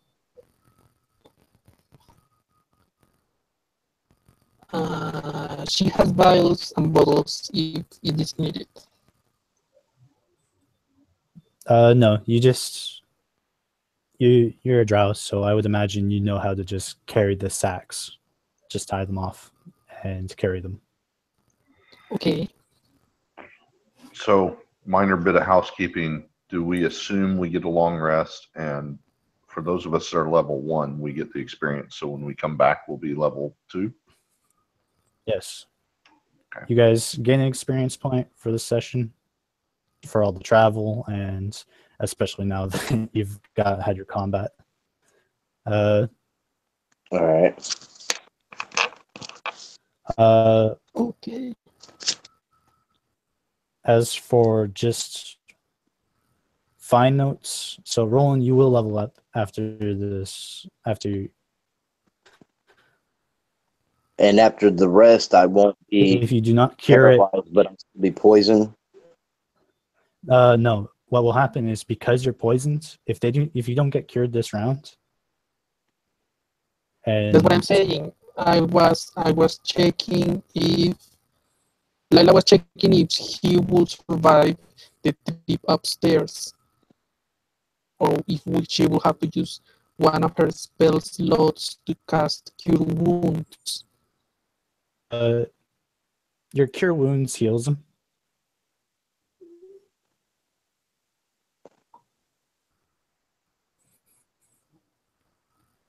$21. Okay, so yeah, now that you're healed, it will take an hour for it to. So you're paralyzed, so people will have to take care of you and stuff. Again, but once that hour wears off, you can rest. You'll be ready for the next session. And Lila recovers all her spell So I'm not slots. poisoned Yay. now? I mean, yeah, you're not poisoned. I'm asking. I have an herbalism kit, and I mean, I would assume that I would be able to make myself some sort of antidote after I got past the paralyzation. If you want to make some sort of survival check, Lila will assist.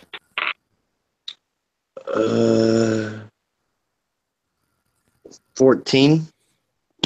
Wait. You Yeah. get a advantage. Lila gets No. Oh, What? the herbalism kit is to just find the herbs, and antitoxin herbs and healing potion herbs are a common resource, especially out here. Right. Yeah, because we're back up top now. Yeah, you're in the forest. So, spider glands of venom. Good. Okay. So yeah. just for simplicity's sake, you can make the survival check to make the antitoxin. You can expend a healing kit charge. Okay.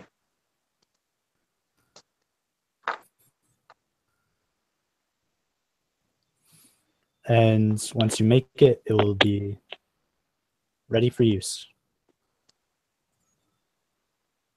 All right. The survival check is the 14 that I rolled.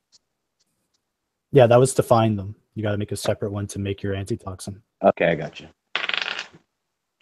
Well, that one there, I only got 5. So like I said, if you wanted to use a healing kit, you can make it automatically succeed. Just Okay. not a whole kit, but charge.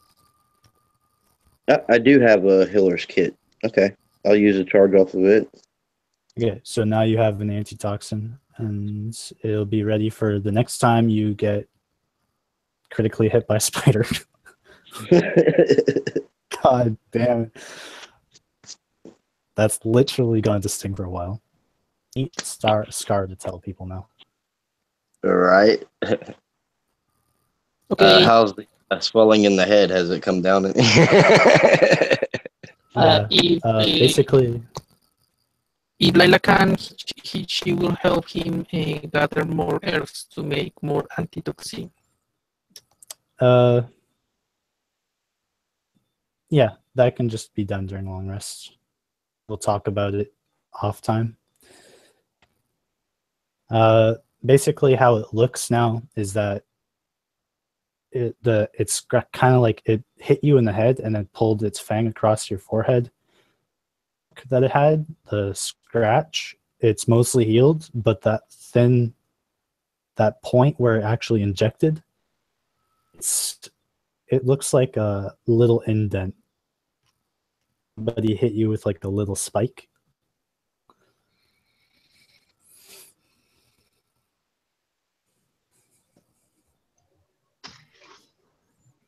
Hey, Alex, when are you planning to run the next session of this adventure? Let me check the schedule.